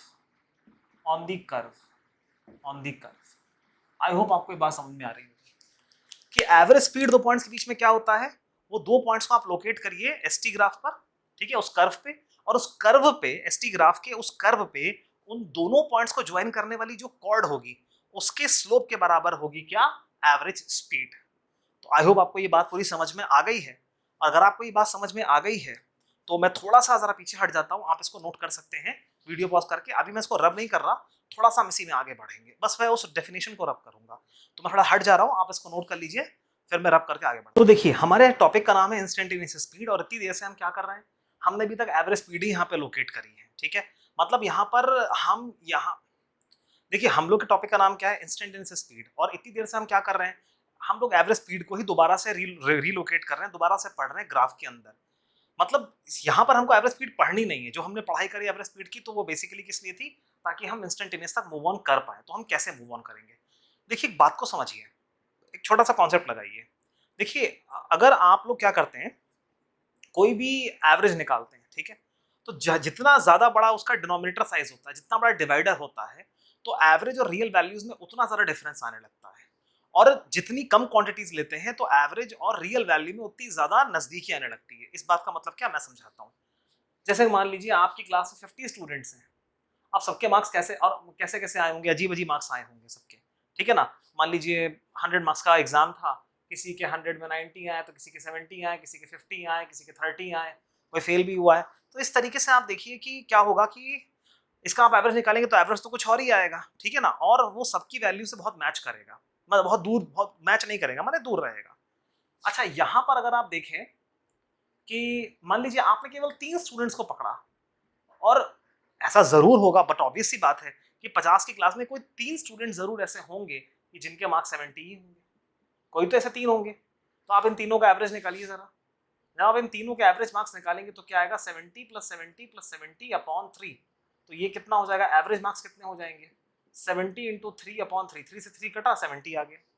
तो आप नोटिस करिए एवरेज एग्जैक्ट मैच कर गया हर किसी बच्चे के मार्क्स के वैल्यू के। अगर आप किसी एक ही बच्चे का एवरेज निकालेंगे तो उसी के मार्क्स के बराबर आ जाएगा। ना what am I trying to say कि आप क्या करते हैं, डिवाइजर साइज जितना कम करते हैं। यहाँ पर मैंने यही तो किया, यहाँ 50 बच्चों का एवरेज निकालना था, यहाँ खाली 3 का निकालना है। ठीक है ना? तो भले ही इनके बीच में मार्क्स की दूरी बहुत ज़्यादा हो, बट तब भी जो मैं आपसे बताना चाह रहा था, वो ये बताना चाह रहा था कि कहीं न कहीं जब आप डिवाइज़र कम करते हैं, तो रियल वैल्यू और एवरेज वैल्यू में जो होता है, वो बहुत दूरी जो है बहुत कम हो जाती है, बहुत बहुत नियरनेस आ जाती है दोनों में, ठीक है? एवरेज वैल्यू और रियल वैल्यू बहुत पास आ जाती हैं। मतलब हम जितना ज़्यादा डिनोमिनेटर को छोटा करेंगे, रियल वैल्यू, एवरेज वैल्यू उतनी पास आती चली जाएगी। अब इसको हम यहाँ पे लगा के देखते हैं। मेरी बात समझिए। अब जैसे कि मान लीजिए अगर आप अपनी गाड़ी का एक्सीलेटर आपने फुल दबा दिया है, तो आप देखिएगा कि जो वहाँ पर स्पीडोमीटर है वो लगातार बढ़ेगा। अगर आप 2 सेकंड में नोट करेंगे तो 2 सेकंड में हो सकता है कि आपकी वो जो गाड़ी है 0 से 50 पहुँच जाए। तो उसमें कितनी सारी स्पीड्स की वैल्यू आ गई, जस्ट आप इमेजिन करिए। तो आप जब वहाँ पर उन 2 सेकंड्स में जो डिस्टेंस ट्रैवल किया है, डेल्टा एस अपॉन 2 सेकंड डालेंगे, तो जो एवरेज आएगा वो है ना 2 सेकंड्स में एवरेज ही आएगा, वो कोई किसी इंस्टेंट की वैल्यू नहीं आएगी। इंस्टेंटेनियस वेलोसिटी इंस्टेंटेनियस स्पीड का मतलब ही होता है कि किसी इंस्टेंट पर। तो किसी इंस्टेंट पर लाने के लिए आप क्या करेंगे, आप बात समझिए। जैसे कि मान लीजिए 5th सेकंड पर आपने अपना स्पीडोमीटर पे एक ओडोमीटर होता है, ओडोमीटर जो डिस्टेंस नोट करता है। तो जैसे कि मान लीजिए आपने नोट कर लिया कि इतना डिस्टेंस, इतने किलोमीटर, इतने मीटर चला है। अब ज्यादा नहीं, 5.001 सेकंड, मतलब सोचिए कितना कम टाइम हो। मैं आपको एग्जांपल देता हूँ कि ये हो क्या रहा है। जैसे कि मान लीजिए अपनी अपनी एक आपके पास एक अच्छी सी गाड़ी है, उसको बहुत तेजी से चला रहे हैं, पूरा एक्सीलेटर आपने दबाया हुआ है, स्पीड बहुत बुरी तरीके से बढ़ रही है। ऐसे में क्या करें, अगर जब जैसे आपने गाड़ी ऑन करी, 5th सेकंड पर अगर आप क्या करते हैं, मान लीजिए आपके पास एक ऐसा कैमरा है जो 1 सेकंड में 100 फोटोज खींचता है, ठीक है ना? आप वीडियो भी बना सकते हैं 1 सेकंड का, है ना? उसमें 1 सेकंड में कितनी फ्रेम्स आ जाएंगे? 24 फ्रेम्स होती हैं नॉर्मली, जो सिनेमैटिक होता है। लेकिन 24 फ्रेम्स मतलब 24 बार फोटो खींचती है। वीडियो कोई वीडियो नहीं होता है, वो बस क्या होता है कि 24 फ्रेम्स खींचती हैं। जैसे कि इस समय जो मैं ये वीडियो बना रहा हूँ, इस पे जो एफपीएस है 50 है, मतलब 1 सेकंड में 50 फोटोज खींची जा रही है यहाँ की, और उनको एक साथ चलाया जा रहा है, इसीलिए आपको वीडियो लग रहा है। तो फ्रेम्स आप 100 तक भी ले जा सकते हैं, कोई बड़ी बात नहीं, इसी कैमरे से मैं ले जा सकता हूँ। तो मान लीजिए आपने क्या किया, 5 और 6 सेकंड के बीच में एक वीडियो बनाया, है ना? कितने पर? 100 एफपीएस पर, मतलब 100 फ्रेम पर सेकंड पे। तो जो पहली फ्रेम और दूसरी फ्रेम होगी, उनके बीच में डिफरेंस कितना होगा? देखिए 1 सेकंड में 100 फ्रेम है, तो हर फ्रेम के बीच में दूरी कितनी है? 0.01 सेकंड ही तो हुई ना। तो 5th सेकंड, तो पहली फ्रेम जब 5th सेकंड पे आपको मिलेगी, तो दूसरी फ्रेम कब मिलेगी? 5 पॉइंट आई थिंक 01 सेकंड से मिलेगी, नॉट 001, 5.01 सेकंड्स पर आपको अगली फ्रेम मिलेगी। 0.01 सेकंड्स के डिफरेंस में मिलेगी। अब आप मुझे खुद बताइए, आपने चाहे स्पीड जितनी बढ़, चाहे कितना भी एक्सीलेटर दबा दिया हो, चाहे स्पीड कितनी भी बुरी तरीके से बढ़ रही हो, आप मुझे ईमानदारी से बताइए कि 1 सेकंड में अगर आपने एक वीडियो बनाया, 100 फ्रेम्स अगर मतलब 100 फोटोज की खींची हैं, तो पहली 2 फोटोज में क्या रियली में यहाँ पर कोई डिफरेंस नजर आएगा? क्या रियली में आपको यहाँ पे इन द सेंस जो उसका जो स्पीडोमीटर है, जो स्पीड की नीडल है, अगर मान लीजिए उस समय 80 पे थी, तो 80 पे ही रहेगी। आप समझिएगा बात को मैं क्या कहना चाह रहा हूँ, कि अगर 5th सेकंड पर आपने जो है वीडियो बना लिया 6 सेकंड तक के लिए 100 एफपीएस पर, मतलब आपने 5 और 6 सेकंड के बीच में 100 फोटोज खींच ली। तो पहली फोटो और दूसरी फोटो के बीच में आप मुझे ईमानदारी से बताइए, मान लीजिए 80 किलोमीटर पर जो नीडल थी, क्या वो 80 से चेंज होगी? नीडल छोड़िए, अगर डिजिटली 80 किलोमीटर पर आवर लिख के आ रहा था, तो क्या वो 80 से चेंज हो पाएगा? जस्ट एक फ्रेम में आपको लगता है कि स्पीड बढ़ जाएगी? नहीं बढ़ पाएगी। The point which I am trying to make is that कि जब आप बहुत छोटे से टाइम इंटरवल में चीजों को देखते हैं, तो एक बहुत होता नहीं, तो एक बदलती चीज भी स्टेशनरी दिखती है, वो रुकी हुई दिखती है। ठीक है ना? आप बात समझ पा रहे हैं कि नहीं? तो ऐसा होता है, ठीक है ना? जैसे कि कोई भी चीज अगर बहुत तेजी चल रही है, लेकिन उसको आप बहुत छोटी सी देर के लिए देखें, तो क्या लगेगा कि वो रुकी हुई थी। कोई भी बदलती हुई चीज बहुत छोटे से टाइम इंटरवल में आप देखते हैं, तो वो रियलिटी में बदल नहीं पाती है, वो बदलाव दिखता नहीं है उसके अंदर। तो आई होप आप बात समझ रहे होंगे। तो इसी कॉन्सेप्ट को उठाया गया, क्या किस कॉन्सेप्ट को उठाया गया? देखिए प्रॉब्लम क्या है कि हमको एवरेज निकालना तो आता है, लेकिन हमको इंस्टेंटेनियस स्पीड निकालने का कोई फॉर्मूला, कोई मेथड नहीं पता था। तो जुगाड़ क्या लगाया गया? उन्होंने कहा कि तुम्हें एवरेज निकालना आता है। साइंस में क्या होता है, जो चीज ऑलरेडी आती है उसी से अगली अननोन चीज निकालने की कोशिश, उसे निकालने का प्रयास किया जाता है। तो लोगों ने कहा कैसे हम एवरेज इंस्टेंटेनियस पे पहुंचे, कैसे हम पहुंचे? तो लोगों ने ही जुगाड़ लगाया। लोगों ने क्या कहा कि अगर आप एक ठीक ठाक टाइम के लिए एवरेज निकालते हैं, तो एवरेज होता है। बट अगर आप बहुत ही छोटे से टाइम इंटरवल के लिए अगर आप एवरेज स्पीड निकालते हैं, तो वो उसी इंस्टेंट की स्पीड आ जाती है। ध्यान सुनिए, एक ठीक ठाक टाइम के लिए, ठीक ठाक ऑब्जर्वेबल टाइम का अगर आप एवरेज निकालते हैं, एवरेज स्पीड ठीक ठाक ऑब्जर्वेबल टाइम की, माने 1 सेकंड, 2 सेकंड, 4 सेकंड, ठीक ठाक ऑब्जर्वेबल टाइम की अगर आप एवरेज स्पीड निकालते हैं, तो वो सचमुच में एवरेज आती है, क्योंकि कुछ ना कुछ डिस्टेंस बॉडी चल चुकी होती है, कुछ ना कुछ उसकी स्पीड चेंज हो चुकी होती है। लेकिन जब आप बहुत ही छोटे से टाइम इंटरवल, इनफाइनेटिसिमली स्लोली छोटे टाइम इंटरवल के लिए मींस 0.01 सेकंड, 0.001 सेकंड्स, इतने छोटे से टाइम इंटरवल के लिए जब आप क्या करते हैं एवरेज स्पीड निकालते हैं, तो वो एवरेज स्पीड एक्चुअली में उसी पॉइंट की स्पीड से मैच कर जाती है, उसी इंस्टेंट की स्पीड से, उसी टाइम इंस्टेंट की जो स्पीड है उससे मैच कर जाती है। मतलब बहुत छोटे से टाइम इंटरवल के लिए क्या होता है, the average speed is equal to instantaneous speed. क्योंकि 5 और 5.0 इंप्रूव प्रूव कर रहा हूं, फिफ्थ और 5.01 सेकंड में क्या हुआ, स्पीड बदली नहीं। तो इस टाइम इंटरवल की अगर तुम एवरेज निकालोगे तो बदला ही नहीं है, यहां पर भी 80 थी, यहां पर भी 80 थी, 80 इंटू 2/2 खत्म। आई बात समझ में कि नहीं? ऐसे बोलना नहीं चाहिए 80 इंटू 2/80 प्लस 80 नहीं बोलना चाहिए। वो क्यों नहीं बोलना चाहिए? बिकॉज क्योंकि एवरेज स्पीड का formula speed upon time of instance नहीं होता है, that is distance upon time होता है। तो बहुत छोटे से टाइम इंटरवल की जो स्पीड होती है, क्या होता है कि 5.01 सेकेंड या 5. तो किसी भी बहुत छोटे टाइम इंटरवल की जो स्पीड होती है 5 से लेकर 5.01 सेकेंड, ये जो 0.01 सेकेंड्स का जो इंटरवल था उसमें स्पीड बदली ही नहीं। इसीलिए अगर आप इतने छोटे से टाइम इंटरवल का, क्योंकि बदल पाएगी नहीं ना आपने, तो मैंने इतनी जल्दी कोई चीज बदलती नहीं, ऑब्जर्वेबल चेंज आता ही नहीं चाहे एक्सीलरेटर दबा हुआ हो, तो इतने छोटे से टाइम इंटरवल में स्पीड चेंज ही नहीं हुई, तो इसीलिए इसकी जो एवरेज स्पीड आप निकालेंगे वो किसके बराबर होगी, 5th सेकंड की स्पीड के बराबर ही होगी, है ना? जो स्पीड आप निकालेंगे एवरेज स्पीड, वो किससे मैच कर जाएगी, इंस्टेंटेनियस स्पीड से। उस इंस्टेंट की 5th सेकंड का जो टाइम इंस्टेंट है उसके इंस्टेंटेनियस स्पीड के इक्वल हो जाएगी, उससे मैच कर जाएगी। यानी कि इंस्टेंटेनियस स्पीड और कुछ नहीं होता है, it is the average speed between very two near points, मतलब those two points of time in between which the time interval is infinitesimally slow, माने नॉट इवन 1 सेकंड, 0.1 सेकंड और 0.01 सेकंड और 0.001 seconds. NCERT में तो पूरा calculation दिया हुआ है प्रैक्टिकली आपको ये प्रूव करने के लिए, ठीक है ना, कि एवरेज स्पीड और कुछ नहीं होता है, सॉरी इंस्टेंटेनियस स्पीड और कुछ नहीं होता है, बहुत ही कम टाइम इंटरवल की एवरेज स्पीड के बराबर ही होती है इंस्टेंटेनियस स्पीड की वैल्यू। क्योंकि बहुत छोटे टाइम इंटरवल में जो 5 और 5.01 का जो टाइम इंस्टेंट है उसमें स्पीड वेरी ही नहीं करी, इसलिए जो एवरेज निकालेंगे वो 5th सेकंड के इक्वल ही आ जाएगा। आई होप आप बात समझ गए। अब आपके बैक ऑफ द माइंड में क्वेश्चन आ रहा होगा कि इतना तामझाम हम कैसे करेंगे, तो वरी नॉट, इतना तामझाम आपको एक्चुअल में नहीं करना है, ठीक, क्योंकि जो आपको करना है कुछ फॉर्मूला का सेट आपको दिया जाएगा जिससे कि सारे काम अचीव हो जाएंगे, और घबराइए मत, उसको डिफरेंशिएशन कहते हैं। तो डिफरेंशिएशन ही मैं आपको इतनी देर से बता रहा था कि बहुत छोटा सा जब हम डिनोमिनेटर को जब हम बहुत छोटा कर देते हैं तो जो ये चीजें हो रही हैं इसी को हम डिफरेंशिएशन बोलते हैं। मैं जरा बस एक बार इसको डिफरेंशिएशन मतलब थोड़ा सा टेक्निकली बताने से पहले, आगे फॉर्मूला वाइज बढ़ने से पहले, जो मैंने यहाँ पर काम किया है उसको मैं थोड़ा सा एक्सप्लेन कर देता हूँ, ग्राफ पे लोकेट कर देता हूँ। देखिए वी इंस्टेंटेनियस को लिखने का टेक्निकल तरीका क्या है, क्योंकि आप जानते हैं वी इंस्टेंटेनियस और कुछ नहीं है, एवरेज ही स्पीड है।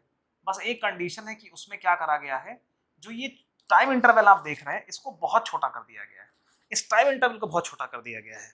और देखिए एक नॉर्मल चेंज जो होता है उसको हम डेल्टा से दिखाते हैं, वो भी स्मॉल ही होता है। जैसे आपका जो बाल है वो एक वीक में कितना बढ़ा, वो जो इंक्रीमेंट हुआ है that will be termed as delta L, जो इंक्रीमेंट इन लेंथ है तो डेल्टा एल बोलेंगे। लेकिन आपका जो हेयर है, जो बाल है, वो 1 मिनट में कितना बढ़ा, अरे कुछ तो सेल्स बढ़े होंगे ना, तो उसको, वो तो इनविजिबल हो गया एक तरह से, इतना छोटा हो गया, तो उसको हम क्या बोलेंगे, इनफाइनेटेसिमली स्मॉल, उसको हम डी से दिखाएंगे। तो डी यहाँ पर स्मॉल, डी यहाँ पर इंग्लिश का अल्फाबेट होने के बजाय क्या है, एक वेरिएबल या कांस्टेंट डी होने के बजाय यहाँ पर क्या है, डी, वो है इनफाइनेटेसिमली स्मॉल चेंज। तो अगर मैं डेल्टा टी को टेंडिंग टू 0 कर दूं, मतलब डेल्टा टी जो 1, 2 या 10 सेकंड था वो कितना हो गया, 0.01 सेकंड्स, इतना छोटा हो गया, तो उसको हम कैसे दिखाते हैं, डी से। तो ये पूरा क्या, बहुत छोटे से टाइम में, बहुत छोटे से टाइम इंटरवल में डिस्टेंस भी कितना कवर होगा, बहुत छोटा सा होगा, तो ये ds बाय dt आ गया। अब इसको ग्राफ पे हम कैसे शो करते हैं, देखिए कोई भी दो, जैसे ये वाले 2 पॉइंट्स हैं, तो इनके बीच की कॉर्ड आपने क्या कर दी, ऐसे बना दी। लेकिन अब क्या कर रहे हैं आप, इस टी को यहीं फिक्स कर रहे हैं और इस डेल्टा टी को बहुत छोटा करता चले जा रहे हैं, इस डेल्टा टी को बहुत छोटा करता चले, जरूरी नहीं है कि यहीं पर छोटा करें, दोनों को आप दोनों तरफ से छोटा कर सकते हैं, तो बहुत छोटा कर सकते हैं। इसको आप इतना छोटा कर देंगे कि आप सोचिए कि आप यहाँ से T1 को पास ला रहे हैं, इधर से T2 को पास ला रहे हैं, तो यहाँ से A और B भी पास आते जाएंगे। पास आते थे क्या होगा, मैं समझाता हूँ। जो कॉर्ड यहाँ पर थी वो कॉर्ड यहाँ पर आ जाएगी, फिर वो कॉर्ड यहाँ पर आ जाएगी, फिर वो कॉर्ड यहाँ पर देखिए आ जाएगी। फिर एक ऐसा पॉइंट आएगा कि A और B असल में तो नहीं एक दूसरे के ऊपर आए हैं, A और B रियली में एक दूसरे के ऊपर नहीं आए, बट इतना ज्यादा आपने dt को इतना, इनकी दूरी इतनी कम कर दी है कि नेकेड आई को क्या लगेगा कि ए और बी दोनों एक ही पॉइंट पर आ गए हैं और एक ही पॉइंट पर आ गए हैं, तो जब उन दोनों के बीच में आप कॉर्ड बनाने की कोशिश करेंगे तो वो कॉर्ड कम और इस तरह का टेंजेंट ज्यादा आएगी। ये 2 पॉइंट्स नहीं है, एक पॉइंट नहीं, ये 2 पॉइंट्स है ए और बी, और आपने कॉर्ड बनाने का ही प्रयास किया है, लेकिन बहुत ज्यादा नजदीकी होने की वजह से वो कॉर्ड भी आपको क्या नजर आएगी, वो आपको टेंजेंट नजर आएगी। बात आपको समझ में आई कि नहीं आई? तो यहां से ये लॉजिक आता है। तो यहां से इसलिए ये कॉन्सेप्ट क्या बन जाता है कि the instantaneous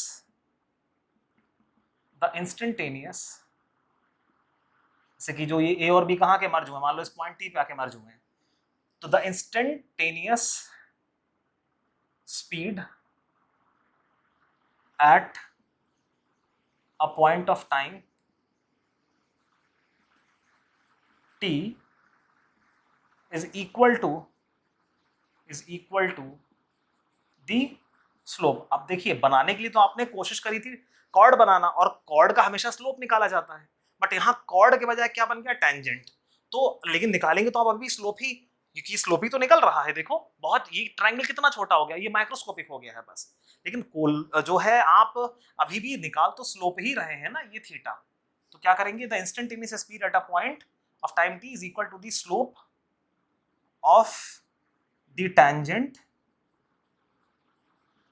at that point on a ST graph, ST graph पर वो जो पॉइंट T है उस पर, जो पॉइंट T पर, मतलब पॉइंट T पर के करस्पॉन्डिंग, पॉइंट T के करस्पॉन्डिंग जो कर्व आ रहा है, वहां पे से जो टेंजेंट आप बनाएंगे, उस टेंजेंट का स्लोप जो है वो किसके बराबर होगा, इंस्टेंटेनियस स्पीड के बराबर होगा। यानी कि कॉर्ड का स्लोप किसके बराबर होता है, एवरेज स्पीड के, 2 पॉइंट्स को ज्वाइन करने वाली कॉर्ड का, और किसी पॉइंट का जो टेंजेंट होता है उसका जो स्लोप होता है वो किसके बराबर होता है, इंस्टेंटेनियस स्पीड का। तो average speed is equal to the slope of the chord joining 2 points on ST curve, while the instantaneous speed is the slope of the tangent at a particular point on the ST curve. ठीक है, I hope आप बात समझ चुके होंगे। तो ये ds by dt और ये सारी कहानी आपके सामने है, बहुत ही शॉर्ट एंड सिंपल जाके मैंने सब कर दिया है यहाँ पर। अगर किसी को बहुत दिक्कत हो रही है, थोड़ा रिवाइंड करके सुन ले, लेकिन मोटा मोटा ये जान ले कि एवरेज स्पीड क्या होती है, ये होती है स्लोप ऑफ कॉर्ड, और इंस्टेंटेनियस स्पीड क्या होती है, स्लोप ऑफ द टेंजेंट। या यहाँ से इस थीटा को मेजर करके आप tan ले लेंगे तो भी सेम चीज आ जाएगी। तो रियलिटी में आपको इतना कुछ करना नहीं होता। रियलिटी में डिफरेंशिएशन नाम का एक फॉर्मूला का सेट होता है, ठीक है, बेसिक मैथ्स आपको पढ़ाऊंगा भी, उनसे ही सारी चीजें अपने आप निकल आती हैं। तो आपको बहुत ज्यादा टेंशन लेने की जरूरत नहीं है, एनसीईआरटी में प्रूव भी किया हुआ है। फिलहाल मैं थोड़ा हट जा रहा हूँ, वीडियो पॉज करके इसको नोट कर लीजिए, फिर मैं सेटअप करके आगे के टॉपिक में बढ़ता हूँ। तो एक बहुत सिंपल सा एग्जांपल हम लेते हैं, उसमें बोला गया है कि s is equal to 2.5 T square, ये आपको एक फंक्शन दिया गया है, और उसने कहा है पहला पार्ट कि find the average speed between 0 second and 5 second, 0 to 5 second के बीच की एवरेज स्पीड आपको निकालनी है। और फिर उसने कहा है कि आपको इंस्टेंटेनियस स्पीड निकालनी है at t is equals to 5 seconds. देखिए कैसे निकलेगा, बहुत आसान है। सबसे पहले हम लोग आते हैं फर्स्ट पार्ट पे। तो v एवरेज क्या होता है, जैसा कि आप जानते हैं v एवरेज होता है delta s upon delta t। तो डेल्टा s क्या होता है, s2 minus s1 upon t2 minus t1। आपको पता है कि यहाँ t1 कितना है, गिवन क्या है आपको, t1 कितना है 0 सेकेंड्स, t2 कितना है 5 सेकेंड्स। तो अब आप एक काम करिए, t1 पर जरा s1 निकालिए। तो यहाँ t1 रखिए 0, तो कितना आ जाएगा, s1 भी 0 आ जाएगा। और यहाँ पर t2 आप रखिए 5, 5 5 25, 25 इंटू 2.5, ये आपको देगा 62.5। आप कैलकुलेट करके देख सकते हैं। तो यहाँ से s2 आपका कितना आएगा, 62.5 मीटर्स। तो ये आपको दोनों कोऑर्डिनेट्स, चारों आपको वैल्यूज मिल गई। तो अब आप एक काम करिए कि एवरेज स्पीड निकालिए। तो जब आप एवरेज स्पीड निकालेंगे तो क्या आएगा, एज पर दिस, तो 62.5 मीटर माइनस 0 लिखने का मतलब, चलो मैं लिख दे रहा हूँ, 0 metres upon 5 seconds minus 0 seconds. तो यहाँ से वी एवरेज कितना आ रहा है, वी एवरेज आ रहा है 62.5 मीटर्स अपॉन 5 सेकेंड्स। तो 5 1 जा 5, 5 1 जा 5, 5 2 जा 10, 5 5 जा 25। तो आंसर आपके सामने है, वी एवरेज आपका आ रहा है 12.5 मीटर्स पर सेकेंड। ठीक है, ये आपका आ गया। अच्छा, डिफरेंशिएशन में जिस फॉर्मूले के सेट की आपकी बात कर रहा हूँ, डिफरेंशिएशन कुछ नहीं होता है, मैथमेटिकल टूल होता है। जो हमने अभी स्लोप वगैरह निकाला, ये स्लोप डायरेक्टली निकालना टैंजेंट का बहुत टफ होता है, ये निकाला जाता भी नहीं है। तो उसी को निकालने के लिए एक पूरा सिस्टम जो है बनाया गया है मैथमेटिशियंस के द्वारा। तो वो सिस्टम के तहत हम जरा थोड़ा सा देख लेते हैं क्योंकि सेकंड पोर्शन में डिफरेंशिएशन लगेगा, क्योंकि हमें इंस्टेंटेनियस स्पीड निकालनी है। तो डिफरेंशिएशन में डिटेल में बेसिक मैथ्स के लेक्चर में पढ़ा दूंगा। अभी आपको खाली बेसिक एक दो बातें बता देता हूँ। डिफरेंशिएशन कहता है कि कहीं पर भी x की पावर अगर n लिखा हुआ है और मैं इसको d/dx करता हूँ, तो ये क्या हो जाता है, जो ऊपर वाली पावर है वो नीचे आ जाती है और ऊपर से एक कम हो जाता है, तो nxn-1 हो जाता है। इन मिसाल के तौर पे कहीं लिखा है d/dx आपको करना है, दिस इज द ऑपरेटर। जैसे क्रॉस एक मल्टीप्लाई का ऑपरेटर होता है और एक डैश लगा के जो डिवाइड का ऑपरेटर होता है वो ऐसा होता है, ऐसे डिफरेंशिएशन का ऑपरेटर ये होता है। अब आपको x³ का करना है, तो क्या होगा, ये 3 नीचे आ जाएगा, ऊपर से एक कम हो जाएगा, यानी कि 3x²। याद रखिएगा कांस्टेंट का डिफरेंशिएशन हमेशा 0 होता है, ये 0 होता है। बट अगर डिफरेंशिएशन लिखा है कुछ ऐसे कांस्टेंट इनटू x³, उस केस में कांस्टेंट 0 नहीं होता, वो इज्जत के साथ बाहर आ जाता है। तो c इंटू आप क्या लिखेंगे, dx³/dx। अब dx³/dx तो आपने भी निकाला ही है, तो क्या हो जाएगा, c इंटू 3x²। तो यहां से आप देखें तो आपका जो डिफरेंशिएशन कितना आ रहा है, 3cx² आ रहा है। तो जो बच्चे नए नए 11th में आए हैं तो उनके लिए मैं थोड़ा सा बता दिया। इस क्वेश्चन में इतना ही लग रहा है, अभी इससे काम चला लीजिए, है ना। अभी इसका डिटेल लेक्चर आपके लिए बन जाएगा। तो फिलहाल इसको नोट कर लीजिए वीडियो पॉज करके, इसको मैं नहीं मिटा रहा हूँ, ठीक है। और मैं अभी जो क्वेश्चन का पार्ट है वहां कर, देखिए अब उसने कहा इंस्टेंटेनियस निकालना है आपको। तो v इंस्टेंटेनियस कैसे निकलेगा, ds/dt at t is equal to 5 second. क्या मतलब है इस बात का, मैं जरा s की वैल्यू पुट करता हूं। तो d/dt, s की वैल्यू कितनी है, 2.5 t²। देखो ये 2.5 एक कांस्टेंट है, अकेला होता तो 0 हो जाता, अब ये बाहर आ जाएगा। तो यहां से v इंस्टेंटेनियस क्या आ जाएगा, 2.5 इंटू d/dt ऑफ t²। अब वहां पर 3 नीचे आया था, ऊपर 3-1 हो गया था, यहां क्या होगा, 2 नीचे आ जाएगा और ऊपर से 2-1 हो जाएगा, बस बात खत्म। 2.5 इंटू 2 कितना हो जाएगा, 5.0 इंटू टी। तो v इंस्टेंटेनियस का फॉर्मूला कितना आ गया, 5t। कितना आ गया, 5t। और कहाँ रखना है, t बराबर 5 सेकेंड्स पर, तो लिख दीजिए t की जगह 5। तो आंसर कितना आ जाएगा यहाँ से, 25 मीटर्स पर सेकेंड। तो देख पा रहे हैं आप लोग, ये आपका सोल्यूशन हो गया। तो the average speed between 0 and 5th second is 12.5 metre per second, while the instantaneous speed at 5th second is 25 metre per second. तो आई होप आप बात समझ गए होंगे, ठीक है। तो मैं वीडियो पॉज कर दे रहा हूं, आप लोग वीडियो पॉज करके इसको नोट कर लें। सो हम लोग अपने नेक्स्ट टॉपिक पे आते हैं, दैट इज एवरेज वेलोसिटी। क्या होता है एवरेज वेलोसिटी, लेट अस सी। देखिए उसको समझने के लिए सबसे पहले हमको एक एक्स वाई एक्सिस सिस्टम बनाना पड़ेगा। सो लेट अस से ये एक्स एक्सिस है, ये वाई एक्सिस है, ये ओरिजिन। अब लेट अस से एक पार्टिकल है जो पहले पॉइंट ए पे था और फिर वो पॉइंट बी पे आ गया। तो एक बात हमको समझनी पड़ेगी कि अगर मैं ओरिजिन से पॉइंट ए को जोड़ने वाला एक वेक्टर बनाऊं, इस तरह से करके एक वेक्टर बनाऊं, ठीक है। तो ये जो ओ ए वेक्टर आप देख रहे हैं, इसका नाम मैं रख रहा हूं R1। और फिर जो इसकी फाइनल पोजीशन बी है, अगर मैं ओरिजिन से बी को जोड़ने वाला एक वेक्टर बनाऊं, तो ये आप जो देख रहे हैं यहां पर ओ ए, जिसको कि मैं आर से भी दिखा रहा हूं, इसको हम क्या बोलेंगे, position vector of A, of the particle when it was at A. तो उसको पोजीशन वेक्टर ऑफ ए क्यों बोलते हैं, वो इसलिए बोलते हैं क्योंकि यहां पर क्या है, एक तो हमें पता चल रहा है कि ओ से ए कितनी दूर है, दूसरा हमें पता चल रहा है कि हमें इतने सारे एंगल्स हैं, हमें किस एग्जैक्ट एंगल पे, किस लाइन में रुकना है, तो दूरी कितनी है और किस डायरेक्शन में वो दूरी है, दोनों चीजें हमको पता चल रही है, इसीलिए इसको पोजीशन वेक्टर कहते हैं। अब आइए ओबी पर, दिस इज R2, क्या बोलेंगे इसको, position vector of point B. अच्छा, अब अगर जैसा कि आप जानते हैं डिस्प्लेसमेंट क्या होता है, इनिशियल से फाइनल पॉइंट को जोड़ने वाला जो वेक्टर होता है उसको हम बोलते हैं डिस्प्लेसमेंट वेक्टर। तो यहां पे आप जो ये ए बी वेक्टर देखेंगे, ये क्या है, ये है आपका displacement vector. So A B आपका डिस्प्लेसमेंट वेक्टर है। अब जरा देखते हैं कि इन तीनों वेक्टर्स में आपस में क्या रिलेशन हो सकता है। देखिए अगर मैं यहां पर, देखिए ट्रायंगल तो बन ही रहा है, तीन वेक्टर्स का ट्रायंगल बन रहा है। अगर मैं यहां पर ट्रायंगल लॉ लगाने की कोशिश करूं तो वो कैसे लगाऊंगा? देखिए ट्रायंगल लॉ क्या होता है, ट्रायंगल लॉ क्या होता है, हल्का सा एक बार रिवीजन देखते हैं फिर करते हैं। देखिए पहला वेक्टर जो होता है ए वेक्टर, उसकी टेल से दूसरे, उसके हेड से दूसरे की टेल लगाई जाती है और फिर पहले की टेल से दूसरे के हेड को जो ज्वाइन करता है, इस वेक्टर को हम बोलते हैं resultant vector which is equal to A plus B. ये आप जानते हैं। मतलब रिजल्टेंट कौन सा होता है? जो पहले की टेल से स्टार्ट होता है और दूसरे के हेड पे खत्म होता है। आइए देखते हैं यहां पर कौन रिजल्टेंट है। देखने में एकदम से लगता है कि जैसे ए भी रिजल्टेंट है क्योंकि वो डिस्प्लेसमेंट है, बट ध्यान से देखिए ए कहां से स्टार्ट हो रहा है, पहले के हेड से, और दूसरे के हेड पे ही खत्म हो रहा है, हेड टू हेड जा रहा है। जबकि रिजल्टेंट की पहचान क्या है कि वो टेल से हेड पे जाता है और ये हेड टू हेड जा रहा है।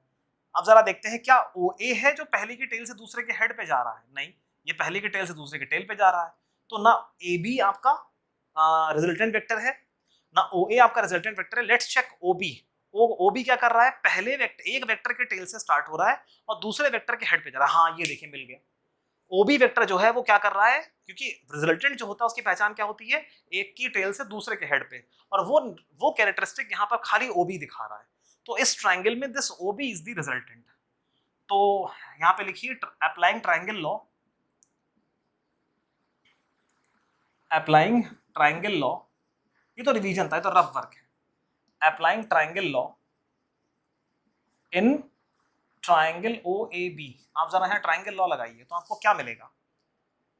तो यहाँ पर रिजल्टेंट क्या है, O B. So O B is equal to, तो ये ओ बी, तो ये आर किसके बराबर होता है, ए प्लस बी के। तो जिसकी टेल से स्टार्ट हुआ है, तो ये किसकी टेल से स्टार्ट हुआ है, ओ ए के। तो यहाँ क्या लिखेंगे, ओ ए। और किसके हेड पर गया है, ए बी के, तो ओ ए प्लस ए बी। चलिए तो ये तो हमने ट्राइंगल लॉ लिख दी, बट हमें यहाँ पे फाइंड क्या करना है, displacement vector A B find करना है। तो ए बी को आप यहीं रोक लीजिए। तो ए बी क्या हो जाएगा यहाँ पर, ए बी आ जाएगा ओ बी, और ये ओ ए उठ के इधर आ जाएगा माइनस ओ ए। देख पा रहे हैं आप लोग? तो ये भी एक तरीके का फॉर्मूला हो गया है ना। इसको क्या होता है, बहुत से लोग ऐसे याद करवाते हैं कि याद रखो बेटा क्या होता है, ऐसे बोलते हैं। कहीं पे कहता है ए बी वेक्टर, तो बी पहले लिखेंगे, फिर माइनस ए करेंगे और दोनों में एक ओ लगा देंगे। तो बेटा A B vector displacement vector क्या होता है, final position vector minus initial position vector. हाँ और क्या, ओ बी क्या है, final position vector, O A क्या है, इनिशियल पोजीशन वेक्टर। तो लोग ऐसे रटाते हैं कि डिस्प्लेसमेंट वेक्टर क्या होता है बेटा, final position vector minus initial position vector. मैं कह रहा हूं क्या जरूरत है रटाने की, जब वो ऑलरेडी ट्राइंगल लॉ से ही निकल के आ रहा है। जो चीज तुमको ऑलरेडी आती है, क्यों उसको एक्स्ट्रा सिलेबस बनाकर बताया जाए। तो यहां पर देखिए, तो ए बी को हम क्या लिखेंगे, delta R, this vector is equal to किसके बराबर हो जाएगा, R2 माइनस R1 के। सो ये देखिए ये आपका लिखा है displacement vector. And the displacement vector is equal to what, मैंने आपसे कहा था ना डिस्प्लेसमेंट बताते वक्त कि एवरेज वेलोसिटी में जाकर ही सही समझ में आएगा। So displacement vector is equal to final position vector minus initial position vector. So this is your average, this is your displacement vector. तो एवरेज वेलोसिटी क्या होती है, बहुत आसान है, अब तो हमारा काम हो ही गया। तो एवरेज वेलोसिटी निकालना बहुत आसान है। वी एवरेज क्या हो जाएगा यहाँ पर, displacement vector delta R upon delta T, बात खत्म। तो वी एवरेज यहाँ से क्या हो जाएगा, R2 minus R1 upon T2 minus T1। तो काफी हद तक सेम सा है ये एवरेज स्पीड के। बस इतना ध्यान रखना है कि R2 माइनस R1 जो यहाँ पर है उसका थोड़ा सा हमको ध्यान रखना है कि वो ऐसे निकल के आता है। यही इसमें नई चीज थी। तो मैं इसको आप वीडियो पॉज करके नोट कर ली। तो मैंने अगले तीनों टॉपिक्स जो हैं वो एक बार में लिख दिए क्योंकि अब ज्यादा कुछ बचा नहीं है। सारी मैंने आपको जैसा कि कहा था कि फोर्थ ही मेन है और फिफ्थ थोड़ा बहुत है, बाकी तो ये तीन ऐसे ही हो जाएंगे। देखिए अब हमें निकालना है इंस्टेंटेनियस वेलोसिटी। तो वी इंस्टेंटेनियस के लिए भी सेम चीज वैसी ही लगेगी, क्या, limit delta T tending to zero delta R by delta T. ठीक है, delta T tending to zero किस में लगा देना है, एवरेज वेलोसिटी में लगा देना है। तो यहां से वी इंस्टेंटेनियस क्या आ जाएगा, ds not sorry dr by dt आ जाएगा। So simple. मैं सब क्वेश्चन थोड़ा सा एक्सप्लेन कर दूंगा कि इसे क्वेश्चंस में कैसे यूज करना, उसकी टेंशन मत लेना, कॉन्सेप्ट थ्रू क्वेश्चंस ही होगा प्रॉपर्ली। सो v इंस्टेंटेनियस क्या हो जाएगा, dr बाय dt। अब सुनिए, अच्छा, इसमें जो है एक छोटी सी बात मैं बताना चाहता हूं कि एवरेज वेलोसिटी को हमेशा एवरेज वेलोसिटी ही कहा जाता है, जबकि इंस्टेंटेनियस वेलोसिटी को आप इंस्टेंटेनियस वेलोसिटी कह सकते हैं, या खाली अगर केवल वेलोसिटी बोला जाए तो भी उसको इंस्टेंटेनियस ही माना जाता है। अब मेरी बात ध्यान सुनिएगा, इसमें एक चीज और है, वो क्या कि बहुत ध्यान सुनिएगा, दो इंपॉर्टेंट पॉइंट्स हैं। वो क्या है? Magnitude of average velocity is not equal to the average speed। मैं समझाता हूं, देखिए, जैसे कि मान लीजिए भाई दो पॉइंट्स हैं ए और बी, ये दो पॉइंट्स हैं। अब कोई चीज यूं गई है यहां से यहां पर, मान लीजिए यूं जाके रास्ता ऐसे जाता है, एक शहर से दूसरे शहर रास्ता यूं जा रहा है रोड पे। सो ए और बी के जो डिस्टेंस कवर्ड कितना हो गया? डेल्टा एस हो गया यहां से। और जो जो डिस्प्लेसमेंट है वो तो ये वाली रेड लाइन ही होगी ना, ये देखिए, ये रेड लाइन होगी, ये आपका डेल्टा आर है। अब आप यहां क्लियर कट देख सकते हैं कि magnitude of delta R, modulus of delta R is not equal to delta S, these two are not equal. तो इसका इंपैक्ट क्या पड़ेगा मैं समझाता हूं। देखिए, मैग्नीट्यूड ऑफ एवरेज वेलोसिटी लिखिए, तो मैं से लिख देता हूं, वी एवरेज का मैग्नीट्यूड इज नॉट, है ना, ये क्या आएगा? ये आएगा वी एवरेज क्या होता है, अभी हमने देखा था क्या होता है, वो होता है delta R by delta T, और इसका मॉड निकालना है। अब देखिए, डेल्टा टी तो वैसे भी स्केलर क्वांटिटी है, तो ये कैसा हो जाएगा? डेल्टा आर, ये मॉड केवल डेल्टा आर पे आएगा क्योंकि डेल्टा टी तो वैसे भी स्केलर है। तो वी एवरेज की ये वैल्यू आई, ठीक। अब आइए एवरेज स्पीड पे, मैं तीर नहीं लगा रहा हूं तो ये एवरेज स्पीड हो गई। तो इसमें तो वैसे भी मॉड लगाने की जरूरत ही नहीं क्योंकि तो वैसे भी खाली एक स्केलर क्वांटिटी है। तो यहाँ पर हम क्या लिखेंगे? Delta S by delta T, ये भी एवरेज आ रहा है। अब आप नोटिस करिए, इंस्टेंटेनियस जो आपकी वेलोसिटी है उसका मैग्नीट्यूड किसके बराबर आ रहा है? इसके बराबर आ रहा है। और वी एवरेज का किसके बराबर आ रहा है? इसके बराबर आ रहा है। आप नोटिस करिए, दोनों का, इन दोनों क्वांटिटी, ये दोनों क्वांटिटी इक्वल नहीं हो सकती। क्यों? देखिए, डिनोमिनेटर भले इनका सेम है, बट न्यूमरेटर देखिए, न्यूमरेटर देखिए, delta S is not equal to magnitude of delta R. Delta R का मैग्नीट्यूड देखिए, मुश्किल से 5 किलोमीटर होगा, तो इसका कितना है? अराउंड 8 से 9 किलोमीटर, काफी घूम के आ रहा है ये वाला रास्ता, ठीक है ना। एग्जांपल दे रहा हूं कि ज्यादा भी हो सकता है, 10-12 किलोमीटर भी हो सकता है। तो आप देख सकते हैं कि एवरेज वेलोसिटी का magnitude is not equal to average speed. Delta R का magnitude is not equal to delta S. इसीलिए देखिए, अब वी एवरेज का न्यूमरेटर है ना, इसका न्यूमरेटर इसके न्यूमरेटर के बराबर नहीं है, दोनों अलग अलग हैं। तो इसीलिए magnitude of average velocity is not equal to average speed. जबकि जबकि अगला point, magnitude of instantaneous velocity is actually equal to magnitude of instantaneous speed। ये इक्वल होता है। क्यों इक्वल होता है मैं दिखाता हूं। इसका मैग्नीट्यूड निकालिए v इंस्टेंटेनियस का, क्या निकल के आएगा? dr by dt। dt क्या, तो मॉड लगाने की जरूरत ही नहीं है। और ये किसके बराबर होना चाहिए? ds by dt। अब देखिए, dt से तो मतलब है नहीं, लेकिन नोटिस करिए जो डिस्प्लेसमेंट आएगा इस केस में, ये बराबर होगा डिस्टेंस के। क्यों होगा? क्योंकि देखिए, इंस्टेंटेनियस जब भी चीजें निकाली जाती हैं तो दो बहुत छोटे टाइम, मतलब सॉरी, दो मतलब बहुत अगल बगल वाले पॉइंट्स, मतलब होता नहीं, बहुत छोटे टाइम इंटरवल के लिए निकाली जाती हैं। मतलब वो दो पॉइंट्स जो होते हैं, डिस्टेंस, जो दो अलग अलग पॉइंट्स होते हैं इनिशियल और फाइनल, वो बहुत पास होते हैं। बहुत पास होने की वजह से क्या होता है, जैसे कि ये दो पॉइंट्स हैं भाई, देखिए एक यहाँ है, दूसरा जस्ट बगल में है। अब इन दोनों के बीच में क्या तो डिस्टेंस और क्या डिस्प्लेसमेंट, ये लोग इतने पास हैं, इतने पास हैं कि इन दोनों के बीच में ज्यादा आप घूम ही नहीं पाएंगे। जो डिस्प्लेसमेंट है, जो डिस्प्लेसमेंट का मैग्नीट्यूड है, वही डिस्टेंस के बराबर आ जाएगा। बहुत नजदीक होने की वजह से magnitude of displacement is always equal to distance. तो इसीलिए इस केस में क्या होता है, magnitude of v instantaneous velocity is actually equal to, magnitude लगाने की जरूरत ही नहीं है क्योंकि वो खुद ही अपने आप में एक स्केलर क्वांटिटी है। तो magnitude of v instantaneous velocity is actually equal to instantaneous speed. ऐसा क्यों है? क्योंकि ये दोनों बराबर है। I hope you are getting my point. कोई डाउट है तो आप कमेंट्स में डाल सकते हैं। तो मैंने दो आपको इंपॉर्टेंट पॉइंट्स बता दिए। अब आता है एवरेज एक्सेलरेशन पे। ये निकालना बहुत आसान है। ए एवरेज कैसे निकलेगा? Final velocity minus initial velocity upon time taken, t2 minus t1। v2 और v1 लिख सकते हो या v माइनस u लिख सकते हो। अच्छा, यहाँ आते हैं इंस्टेंटेनियस एक्सेलरेशन पर। तो a इंस्टेंटेनियस क्या होगा? जैसे वहां पर था, यहाँ पर s2 माइनस s1, यहाँ v2 माइनस v1। और ए इंस्टेंटेनियस क्या हो जाएगा यहाँ पर, dv/dt हो जाएगा, खत्म कहानी। So I hope you are getting the point. So ये आपके 8 पॉइंट्स मैंने खत्म कर दिए हैं, आप इनको आराम से नोट कर लीजिए। अभी इन पर हम बहुत सारे प्रैक्टिस करेंगे, एचसीवी के पहले 26 क्वेश्चंस लगाएंगे जहां पे इनका बहुत यूज होगा, ठीक है ना। तो आप बिल्कुल टेंशन ना लीजिए, पहले आई थिंक 12-13 क्वेश्चंस तक तो यही का यूज होने वाला है। तो अभी आपका सारा कॉन्सेप्ट थ्रू क्वेश्चंस के थ्रू सब कुछ बहुत अच्छे से प्रिपेयर हो जाएगा। फिलहाल वीडियो पॉज करके आप लोग इसको नोट कर लीजिए, मैं फिर बोर्ड तैयार करता हूँ आगे के लिए। सो हम लोग स्टार्ट करते हैं अपना अगला टॉपिक, जो कि है equations of motion with constant acceleration. जो आपकी फेमस इक्वेशंस ऑफ मोशन है, जैसे कि v is equal to u plus at, s is equal to ut plus half at square और v square is equal to u square plus 2as, उनका derivation अब हम करने जा रहे हैं। तो इसके दो मेथड्स हैं, एक है ग्राफिकल जिसमें हम टोटली ग्राफ के अकॉर्डिंग चलेंगे, और दूसरा है एनालिटिकल जिसमें कि हम इंटीग्रेशन की हेल्प लेंगे। चलिए आइए देखते हैं ग्राफिकल मेथड में क्या होता है। देखिए हमने सबसे पहली चीज क्या पढ़ी है कि a is equals to, अभी हमने लेटेस्ट क्या पढ़ा था एक्सेलरेशन के बारे में, कि जो एवरेज एक्सेलरेशन होता है उसकी वैल्यू किसके बराबर होती है, v minus U upon T के। मैं समझाता हूं।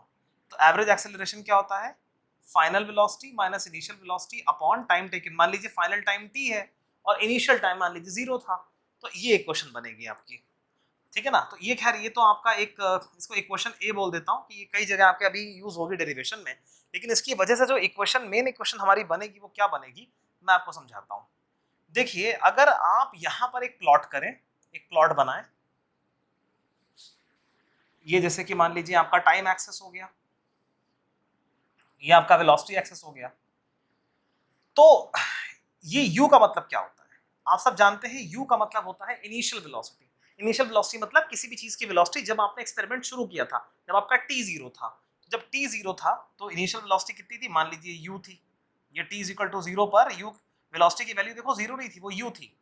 और फाइनल टाइम t पर जो वेलोसिटी थी मान लीजिए वो v निकली, ठीक है ना। और ये तो इस तरह से ये ग्राफ का v है, ठीक है। तो जो v माइनस यू, तो एक्सेलरेशन की वैल्यू क्या रही है, और ये v कब है समझिए, ये u तो है 0 पे, v कब है, लेट अस से किसी t पर है, जो फाइनल टाइम है दैट इज योर t। तो a की वैल्यू क्या रही है, v minus you, v minus you मतलब दिस होल v है ना, एंड माइनस यू। तो ये कितना आएगा, v माइनस यू जो है वो लेंथ कहीं ना कहीं आप नोटिस करिए इसके बराबर आ रही है कि नहीं आ रही, इस लेंथ के बराबर आ रही है। ये आपका v माइनस यू है, और डिवाइडेड बाय टाइम, टाइम मतलब ये पूरी लेंथ, दिस होल थिंग, ठीक है ना। अच्छा इसका जो ग्राफ आएगा वो एक स्ट्रेट लाइन आएगी। देखिए ये स्लोप निकल रहा है, तो स्लोप निकलेगा स्ट्रेट लाइन का निकलेगा। क्यों निकलेगा मैं आपको समझाता हूँ, आप जरा इसको इधर लेके आइए। तो ये क्या हो जाएगा, at is equal to v minus U. तो यहां से अगर इसको आप रीअरेंज करें तो v की वैल्यू क्या आ रही है, u प्लस at, बल्कि इसको थोड़ा सा आप अगर और बेटर वे में लिखें तो क्या लिखेंगे, v is equal to at plus u। अब v कहां पर है, y एक्सिस पे है ना, t कहां है, ये t है x एक्सिस पे, और ये u क्या है, ये देखिए ये u क्या है, t0 पर y की वैल्यू कितनी है, y एक्सिस की वैल्यू t0 पर कितनी है, तो u है ना। तो u किसका काम कर रहा है, t0 पे जो y की वैल्यू होती है उसे y इंटरसेप्ट कहते हैं, आपने क्लास 10 में पढ़ रखा है। तो अगर ये पूरा सिनेरियो बन रहा है तो ये एक्सेलरेशन किसकी बराबर है, स्लोप की। तो आप देखिए v is equal to at plus u, ये एक तरह से स्ट्रेट लाइन आ रही है। तो यानी कि जो स्ट्रेट लाइन बनेगी वो कहीं ना कहीं इस तरीके से बनेगी, क्योंकि जो y इंटरसेप्ट, सारी चीजों का ध्यान रखेंगे है ना, u मार्क करेंगे फिर v मार्क करेंगे फिर दोनों को ज्वाइन करेंगे, तो इस तरह से एक लाइन बन जाएगी। और इसका जो स्लोप होगा वो किसके बराबर आएगा, v minus U by T के बराबर आएगा। जैसे कि आप देखें, अगर मैं इसको थीटा बोल देता हूं तो tan थीटा वगैरह लेंगे तो ऐसे ही आ जाएगा। तो ये आप समझ गए यहां से, आई होप आप बात समझ गए होंगे। तो इस सारे प्रोसेस से हमें एक बात समझ में आती है कि जो फर्स्ट इक्वेशन ऑफ मोशन है वो हमें बड़े आराम से मिल चुकी है, v is equal to U plus at, इसमें कोई डाउट नहीं है, this is your first equation of motion derived. अब हम आते हैं सेकंड इक्वेशन ऑफ मोशन के लिए। तो सेकंड इक्वेशन ऑफ मोशन हम कैसे निकालेंगे, तो ध्यान से सुनिए। देखिए जैसे जस्ट कंसीडर कि अभी हमने क्या निकाला था, v की वैल्यू क्या आ रही थी, याद करिए ds बाई dt आ रही थी। v की वैल्यू क्या आ रही थी, ds बाई dt आ रही थी। एक काम करते हैं, ये समझा रहा हूं ठीक है ना, ये हमारे डेरिवेशन का पार्ट नहीं, समझा रहा हूं। ये कुछ लोग अलग से समझाते हैं, मैं आपको इस डेरिवेशन के थ्रू समझा रहा हूं। तो जैसे मान लीजिए t है और ये v है, और जो वेलोसिटी है वो मान लीजिए यूं चल रही है इस तरह से। वेलोसिटी कोई भी फंक्शन हो सकता है, ऐसा भी हो सकता है, कोई इशू थोड़ी ना है, जैसे मैंने आपको दिखाया था। अब यहां से ds की वैल्यू क्या आएगी, v dt आएगी। क्या आएगी, v इंटू डी टी। तो v dt किसके बराबर आ रहा है, ds का। Now what does this mean, this means the distance का word is speed into time, speed into जो भी dt है वहां पर। ये dt क्यों लिया, क्योंकि छोटा सा लेंगे ना। dt मतलब देखो डेल्टा t मतलब कम से कम इतना पोर्शन, मतलब ठीक ठाक जो विजिबल हो, इसमें v बदल पा रहा है। बट dt का मतलब क्या होता है, मैं समझाता हूँ। dt का, ये डेल्टा t था जो मैंने अभी मिटा, मैंने बस मार्क नहीं किया कि हमारे काम का नहीं था। dt का मतलब यार होता है कि आपको क्या करना है, बहुत छोटा सा टाइम इंटरवल लेना है, इतना छोटा कि यहां पर जब आप उस टाइम इंटरवल को लिखें, इस टाइम इंटरवल को शो करें, तो उसकी थिकनेस कितनी हो, आपके हेयर की बराबर, आपके बाल की बराबर। ये इतना छोटा होना चाहिए। अब इतना छोटा मैं दिखाऊंगा तो दिखेगा ही नहीं, तो मैं थोड़ा सा बड़ा करके दिखा रहा हूं। तो ये आपका dt है, this size is your dt। इस dt की बेसिकली जो लेंथ है, सॉरी जो विड्थ है, वो कितनी है, आपके बाल के जितनी है, आपके बाल के जितना थिक है। तो खैर मैंने तो बड़ा करके दिखाया, इसको और छोटा करो तो अपने बाल के बराबर। तो नोटिस करो इतनी छोटी सी डिस्टेंस में, नोटिस करो ये जो v की वैल्यू है ये बदल पाएगी कहीं, ये नहीं बदल पाएगी। ये नोटिस करो, ये देखो, ये यहाँ के लिए अब यहाँ हल्का सा तुमको चेंज दिख रहा है, बट अगर तुम इसकी थिकनेस को, मैंने तो बढ़ा के दिखाया ना, अगर तुम खैर बाल के बराबर कर दो तो ये v नहीं बदलेगा। मतलब dt लेने से क्या हो रहा है, dt थिकनेस लेने से ये जो v की वैल्यू है ये नहीं बदल रही है। v की वैल्यू नहीं बदल रही है, मतलब इस स्ट्रिप में ये जो लेंथ है और ये जो लेंथ है, ये दोनों इक्वल हो गई। इन दोनों लेंथ की जो वैल्यू है वो किसके बराबर हो गई, v के बराबर हो गई। मैं समझाता हूँ। अगर मान लो तुम डेल्टा t लेते, तो तुम ये देखो, ये लेंथ और ये लेंथ अलग अलग हो गई कि नहीं हो गई। अगर तुम एक ठीक ठाक थिकनेस लेते डेल्टा t, बट तुमने क्या थिकनेस ली है, dt। dt में क्या है कि ये लेंथ और ये लेंथ बदल नहीं पाई, ये एक ही हो गई v के बराबर। so the length is equal to v and the width is equal to dt। so when you multiply length into width या breadth, तो क्या मिल रहा है तुमको, उस इस स्ट्रिप का एरिया क्या मिल रहा है, एरिया मिल रहा है। ध्यान सुनना, ये चीज हमें क्या बता रही है, ये हमें रिलेशन दिखा रही है वेलोसिटी, डिस्टेंस और टाइम का। ओके, सॉरी स्पीड, डिस्टेंस और टाइम का। और ये हमें क्या दिखा रहा है, ये हमें दिखा रहा है जस्ट ये भी इसी को दिखा रहा है। बट जब हम v इंटू डी टी करते हैं, देखो यहां पर जब हम dt को इधर ले गए, तो ये जो भी काइनेमैटिकल रिलेशन था, ठीक काइनेमैटिकल रिलेशन जो भी यहाँ था, जब हमने उसको यहाँ ग्राफ पे लोकेट किया, जब इस चीज को हमने ग्राफ पे मॉनिटर किया, ऑब्जर्व किया, तो हमें क्या मिला कि ये तो लेंथ ऑफ द स्ट्रिप, ये छोटी सी स्ट्रिप है, ये length of the strip into width of the strip आ रहा है। I hope you are getting my point. तो यानी कि कहीं ना कहीं ये जो डिस्टेंस आ रहा है, ये v इंटू डी टी को ग्राफिकल लैंग्वेज में हम क्या कह सकते हैं, ग्राफिकल लैंग्वेज में this distance can be called as the area, this is what, area under the curve. ये dt के विड्थ में ये जितना भी कर्व आ रहा था तुम्हारा, उस कर्व के नीचे का एरिया ही तो है टोटल ये। सो this is the area under the vt curve. तो यहां से एक कॉन्सेप्ट जान लो। अभी मैं इसको याद रखने की एक शॉर्ट टेक्निक बता दूंगा, कई चीजें इसमें आएंगी कि एरिया क्या होता है, स्लोप क्या होता है, ब्ला ब्ला ब्ला क्या होता है, मैं सब बता दूंगा। फिलहाल तुम्हें यहाँ पे ये जानना है कि जो वीटी कर्व होता है उसके नीचे का जो एरिया होता है वो टोटल क्या होता है, that is equal to the distance covered in that time period. Okay fine. So यहां से तुम इतना जान लो, यहां से हमको क्या पता चला कि area under the VT curve is basically equal to the distance covered in that time interval.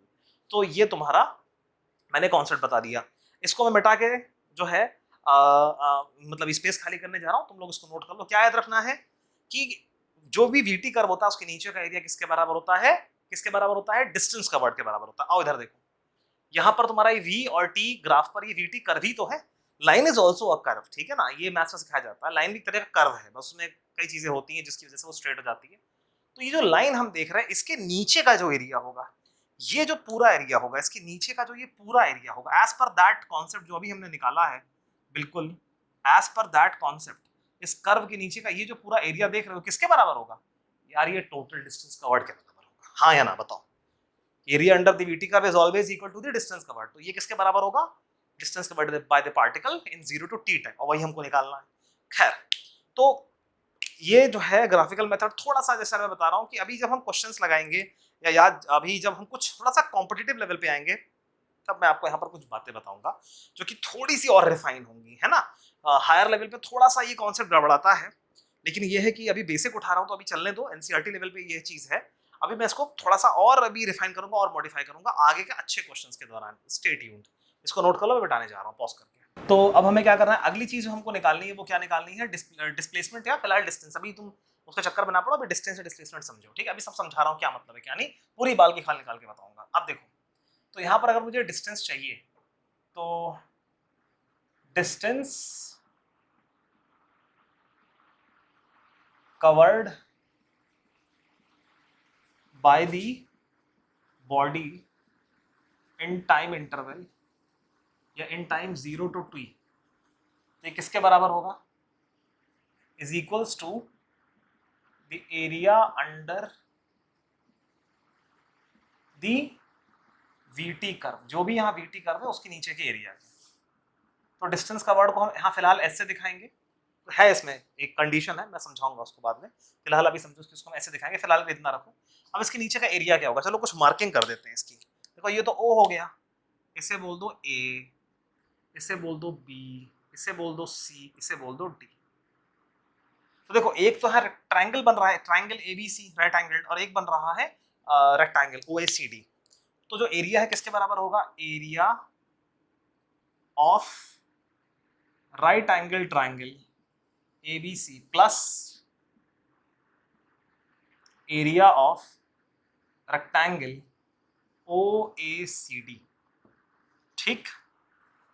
अच्छा, तो यहां से S की वैल्यू किसके बराबर आ जाएगी, area of triangle ABC half base into height. What is base, AC।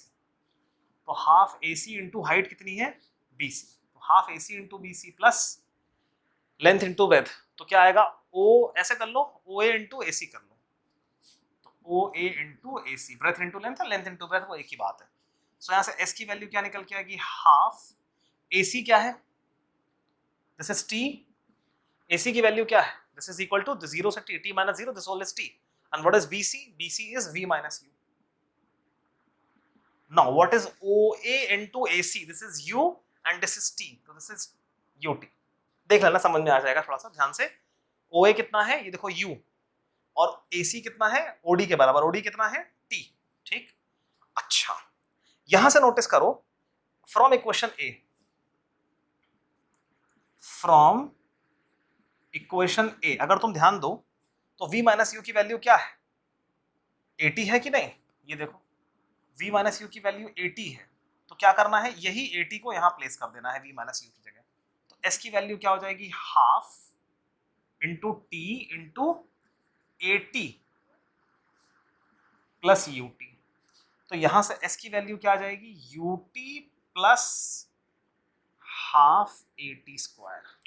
ये आपकी सेकेंड इक्वेशन ऑफ मोशन हो गई। This is your second equation of motion, this was your first equation of motion and this is your second equation of motion, S is equals to UT plus half AT square, ठीक है। I hope आपको बात समझ में आ रही होगी।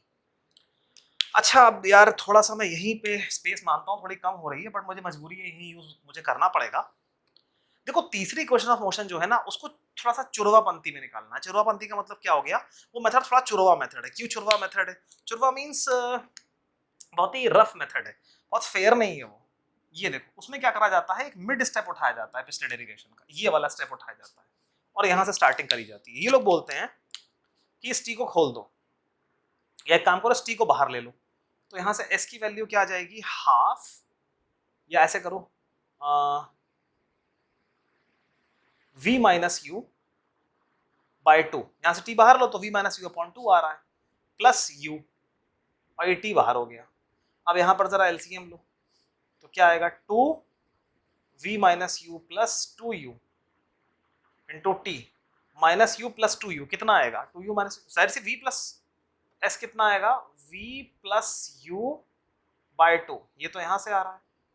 अच्छा t की वैल्यू, अब चुरवा मेथड क्यों बोल रहा हूँ मैं, अब यहाँ जगह नहीं बची है, फ्रॉम इक्वेशन है, अगर तुम यहाँ से देखो तो a की वैल्यू अगर v minus U by T है, तो t की वैल्यू क्या होगी, v minus U upon a नहीं होगी। सोचो, इसको a को इधर ले आओ, तो अगर a की value v minus U by T है, तो t की, अगर t को मैं यहाँ ले आऊँ और a के नीचे ले आऊँ, तो t की value v minus U upon a होगी कि नहीं होगी। तो यहाँ से देखो t की value v minus U upon a हो रही है। अब तुम क्लास 7 से जानते हो a minus B A plus B, a minus B plus B क्या होता है, a square minus B square. तो यहाँ से s की वैल्यू ये देखो, ये 2a को तो उधर ले जाओ, तो ये हो जाएगा 2as, और ये किसके बराबर आएगा, v square minus u square. तो फाइनली ये जो इक्वेशन फॉर्मेट लेगी वो क्या लेगी, v square is equal to u square plus 2as। ये तुम्हारी थर्ड इक्वेशन ऑफ मोशन है, ये तुम्हारी थर्ड इक्वेशन ऑफ मोशन है, this is the third equation of motion. तुम कहोगे चलो ठीक है आपने तीनों डिराइव करा दी, ठीक है, लेकिन क्या मतलब है इनका। देखो पहली बात तो इनका प्रॉपर मतलब समझ में आएगा जब मैं तुम लोग को इसमें अच्छे क्वेश्चंस कराऊंगा अभी क्वेश्चन क्लास में, तब जाके प्रॉपर समझ में आएगा। बट तब भी थोड़ा एक हिंट के लिए मैं बता देता हूँ कि जैसे जब भी हमें क्या दिया जाता है, जब भी हमें डिस्टेंस नहीं दिया जाता, खाली स्पीड, एक्सेलरेशन और टाइम दिया जाता है, और इनमें से कोई एक पूछा जाता है, जब डिस्टेंस नहीं दिया जाता यही चीजें दी जाती हैं, speed, initial, final and acceleration and time, S नहीं दिया जाता तो हम ये क्वेश्चन लगाते हैं। कई बार हमें क्या दिया जाता है, फाइनल स्पीड से मतलब नहीं होता, हमें डिस्टेंस से मतलब होता है तो हम डिस्टेंस लगाते हैं। कई बार हमें टाइम ही नहीं दिया जाता है, केवल स्पीड, एक्सेलरेशन और डिस्टेंस दिया जाता है तो हम ये क्वेश्चन लगाते हैं। बाकी डिटेल में ये सब क्या है क्या नहीं बिना क्वेश्चन के समझ में नहीं आ सकता, so wait, just wait for the questions. तो ये तुम्हारा ग्राफिकल मेथड मैंने तुम्हारा पूरे सामने कर दिया है, इसको अच्छे से नोट कर लो। मैं थोड़ा साइड हो जा रहा हूँ, ठीक है ना, और फिर मैं इसको रब कर रहा हूँ, तुम लोग नोट कर लो वीडियो पॉज करके। तो हम लोग अपने नेक्स्ट मेथड पे आते हैं, एनालिटिकल मेथड पे। Analytical method which means mathematically हम लोग जाएंगे। तो याद करिए हमने इंस्टेंटेनियस एक्सेलरेशन के लिए क्या लिखा था, dv/dt लिखा था। तो यहाँ से स्टार्ट लेते हैं, इसमें वहां भी यही करते हैं बट वहां पे d के बजाय डेल्टा लेते हैं, मतलब normal change v minus u/t। यहाँ dv/dt, यहाँ पे इनफिनिटेसिमली स्मॉल चेंज लेते हैं। तो आप dt को इधर ले जाइए और रीअरेंज करके लिख रहा हूँ, a dt is equal to dv के बजाय dv is equals to a dt। अब बोथ साइड्स इंटीग्रेट करने जा रहा हूँ इसके में। अभी इंटीग्रेशन जो है वो क्या होता है, जो भी पहली बार देख रहे हैं, जो लोग अभी 11th में आए, थोड़ा सा मैं उनको बता देता हूँ, सुनिए। फिलहाल इतना, बाकी मैं कह रहा हूँ ना पूरा वीडियो मिलेगा, परेशान मत हो। इंटीग्रेशन का ये सिंबल होता है x की पावर n dx, जैसे वहां x की पावर n हुआ करता था, यहाँ भी होता है, बस यहाँ पर ऑपरेटर क्या होता है, ये सिंबल होता है इंटीग्रेशन का, इंटीग्रेशन dx। तो ये क्या हो जाएगा, x की पावर इस ये होता है, एक पावर ऊपर बढ़ती है और जो यहाँ ऊपर एक पावर बढ़ती है वो एज इट इज नीचे आ जाती है, x की पावर n+1 अपॉन n+1, और यहाँ पे कांस्टेंट c लगता है। अभी उसको छोड़ो, तुम्हारे अभी काम का नहीं है, उसको हटाओ, ये होता है, ठीक। जैसे फॉर एग्जांपल कहीं लिखा है x³ dx, तो क्या हो जाएगा, बहुत सिंपल है, x की पावर 3+1 अपॉन 3+1, यानी कि x की पावर 4/4। कितना आसान है देखो। और मान लो अगर यहाँ पे कांस्टेंट लगा होता, मान लो यहाँ पर 5 लिखा होता, तो ये 5 किनारे होके ऐसे बाहर आ जाता, कोई उसमें वो नहीं था। ये तो होता है इनडेफिनेट इंटीग्रेशन। एक इंटीग्रेशन होता है इसमें लिमिट्स लगी होती है, जैसे मान लो यहाँ लिखा है 2 और यहाँ लिखा है 3 और x की पावर क्यूब dx। तो जब ये आंसर तुम्हारा x की पावर 4/4 आया था ना, तो यहाँ पर ये लिमिट्स ऐसे 2 और 3 लग जाएंगी। फिर क्या होगा, जो भी तुम्हारा वेरिएबल है, ठीक है, उसकी जगह तुम्हारी अपर लिमिट आएगी, फिर माइनस लगाकर उसी जगह तुम्हारी लोअर लिमिट आएगी। तो इसको तुम सॉल्व करोगे तो तुम्हारा जाके आंसर आएगा, ठीक है। आई होप समझ गए होगे यहाँ पर कि डेफिनेट इंटीग्रेशन जहाँ लिमिट्स होती हैं तो क्या होता है, कुछ नहीं, जैसे ही आंसर आता है अपर लिमिट लगाते हैं वेरिएबल की जगह, बस रिप्लेस कर देते हैं और माइनस लगा के फिर लोअर लिमिट से रिप्लेस कर देते हैं और फिर आगे सॉल्व करके आंसर निकालते हैं। तो यहाँ पर अगर मैं लिमिट्स लगाऊं तो इनिशियल, तो सबसे पहले हमने टाइम कौन सा लिया था, लेट अस से हमने इनिशियल टाइम जो लिया था t1 वो 0 लिया था, और टाइम जो होता है इनिशियल 0 पर, उस पर जो वेलोसिटी होती है उसको हम क्या बोलते हैं, इनिशियल वेलोसिटी, उसको u से दिखाते हैं।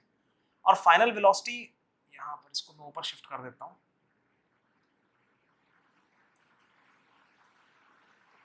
और जो फाइनल वेलोसिटी है t2, फाइनल टाइम है लेट अस से t, तो वहां पर जो वेलोसिटी आएगी लेट अस से वो v हो गई, ठीक है, क्योंकि फाइनल टाइम पर जो वेलोसिटी होती है उसको हम v बोलते हैं। तो अब रूल क्या, अब ध्यान देखिए, अभी बस इतना जान लीजिए कि जो खाली होता है ना, जैसे यहाँ पर, अब मैं समझाता हूँ, रुको इसको भी यहाँ समझा देता हूँ। जैसे कहीं पे लिखा है dx, खाली dx लिखा है, तो तुम इसको 1 × dx लिख सकते हो ना भाई, किसी चीज को 1 से मल्टीप्लाई करते हैं, बदलती तो है नहीं।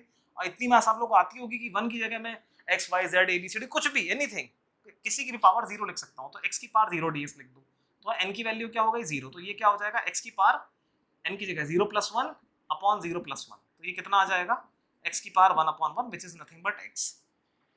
तो तुम्हें इतना समझना है कि dx का इंटीग्रेशन x आता है बस। तो ऐसे ही dv अकेला लिखा है तो उसका इंटीग्रेशन कितना आ जाएगा, v आ जाएगा। जो भी नए लोग हैं अभी इतना समझे, बाकी मैं इंटीग्रेशन की पूरी क्लास बना दूंगा। u से v is equal to a, एक कांस्टेंट है, हमने क्या लिया, कांस्टेंट एक्सेलरेशन।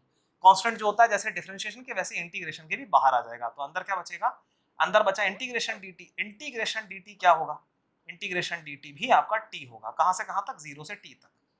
तो आप देखें, अपर लिमिट लिखें इसकी जगह, माइनस लगा के अब लोअर लिमिट लिखें, इज इक्वल टू, अब यहाँ पर अपर लिमिट लिखें माइनस लोअर लिमिट लिखें, देखिए अब इस u को उधर ले जाइए, तो u प्लस ए टी आ रहा है कि नहीं आ रहा है, ये देखिए आप, तो u is equal to A plus A T, तो v is equal to u plus A T, ये देखिए सारा मामला आपके सामने आ गया। तो ये फर्स्ट इक्वेशन ऑफ मोशन आपकी डिराइव हो गई, जो वहां हमने ग्राफिकली निकाली थी, यहाँ मैथमेटिकली आराम से आ गई। ठीक है, अब सुनिए थोड़ा सा आगे बढ़ते हैं, अगली इक्वेशन निकालते हैं। तो अगली इक्वेशन कैसे निकालेंगे, देखिए आप v को क्या लिख सकते हैं, याद होगा v को हमने क्या लिखा था, v क्या होता है, v नो, ऐसे लिखेंगे v नो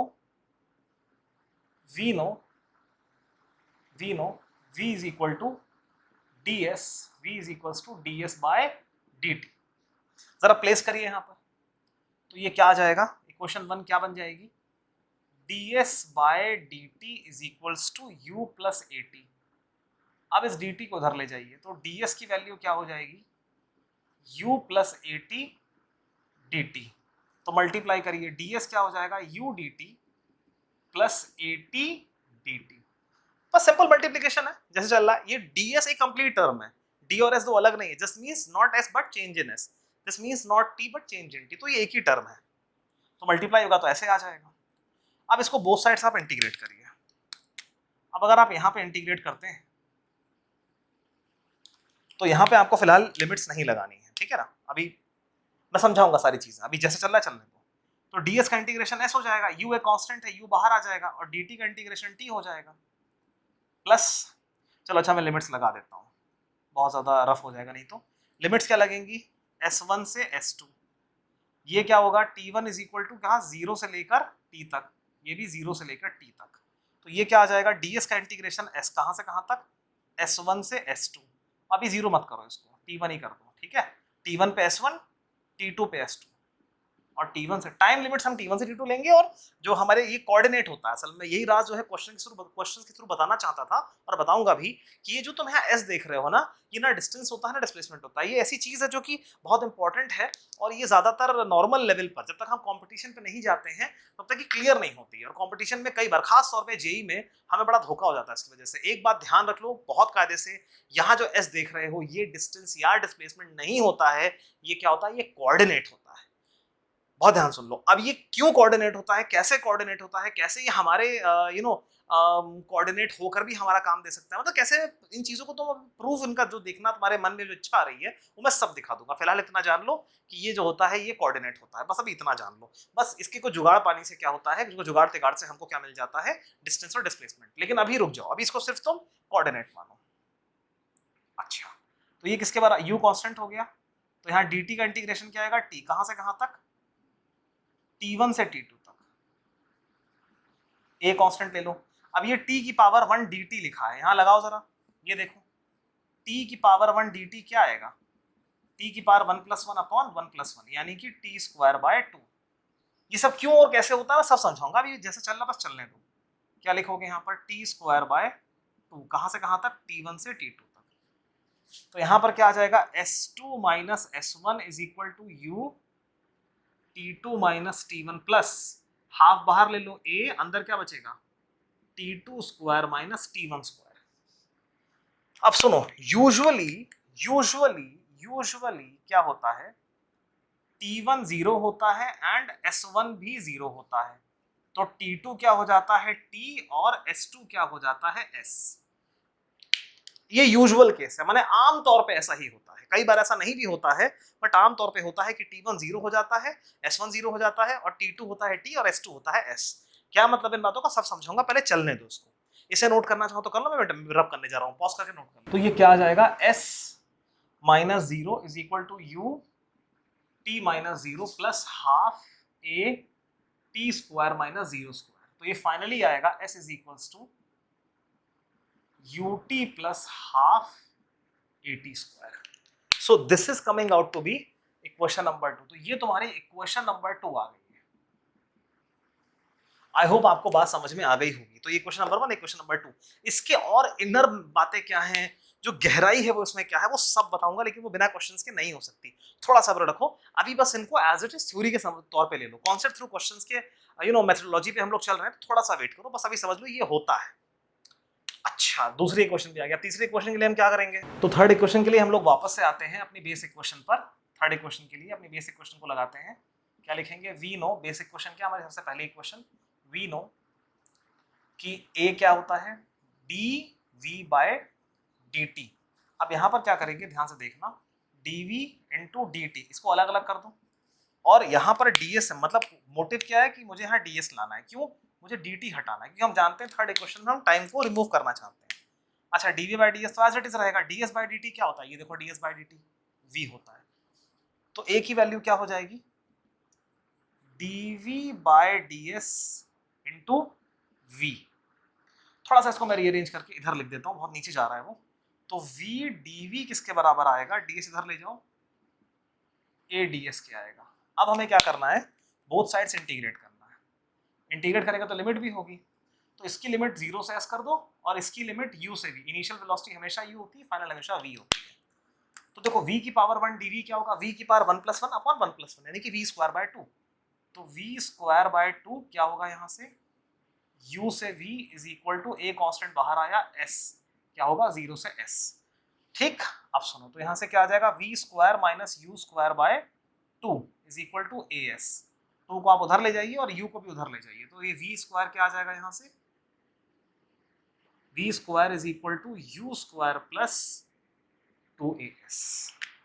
ये देखिए, ये आपके सामने थर्ड इक्वेशन ऑफ मोशन आ गई। एक इसका सेकेंडरी मेथड भी है कि आप इक्वेशन 1 का स्क्वायर करेंगे तो भी इक्वेशन 3 आ जाती है, बट फिलहाल अभी आप इसी तक रहिए, उसको हम लोग कभी बाद में समझ लेंगे। तो आई होप आपको सारी बात यहाँ समझ में आ गई होगी। तो ये हमारा एनालिटिकल मेथड पूरा लिखा हुआ है। तो ये तीनों क्वेश्चंस मोशन 1, 2 एंड 3 आ चुकी हैं, आप इनको देखिए, समझिए अच्छे से, ठीक है ना। आज के लिए इतना रखते हैं, वीडियो में ऐसे पॉज करके आप नोट कर लीजिएगा, मैं साइड हो जा रहा हूँ। बाकी हम आज के लिए इतना ही रखते हैं, ठीक है ना। ये हमने सबसे मेन बेसिक्स अपने कर लिए हैं, है ना। जो है मोशन इन वन डायमेंशन के, मोशन इन स्ट्रेट लाइन के। अगली जो पूरी क्लास होगी वो क्वेश्चन क्लास होगी HCV के पहले 26 क्वेश्चंस एक्सरसाइज के, ये मैं पूरे सॉल्व करके डालूंगा। आप लोग से मेरी रिक्वेस्ट है या होमवर्क समझ लीजिए कि एक बार उनको खुद से जरूर ट्राई कर, थोड़ा सा ट्राई करिएगा, बहुत ज्यादा मत करिएगा, क्योंकि अभी कॉन्सेप्ट थ्रू क्वेश्चन की मेथोलॉजी पे हम लोग चल रहे हैं, तो अभी कॉन्सेप्ट क्लियर नहीं हुए हैं आपके, अभी कॉन्सेप्ट डिलीवर हुए हैं बस, अभी क्लियर मैं उसे कराऊंगा।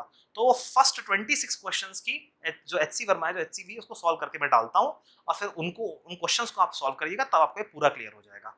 तो अभी के लिए इतना रखते हैं। Okay, thank you, bye.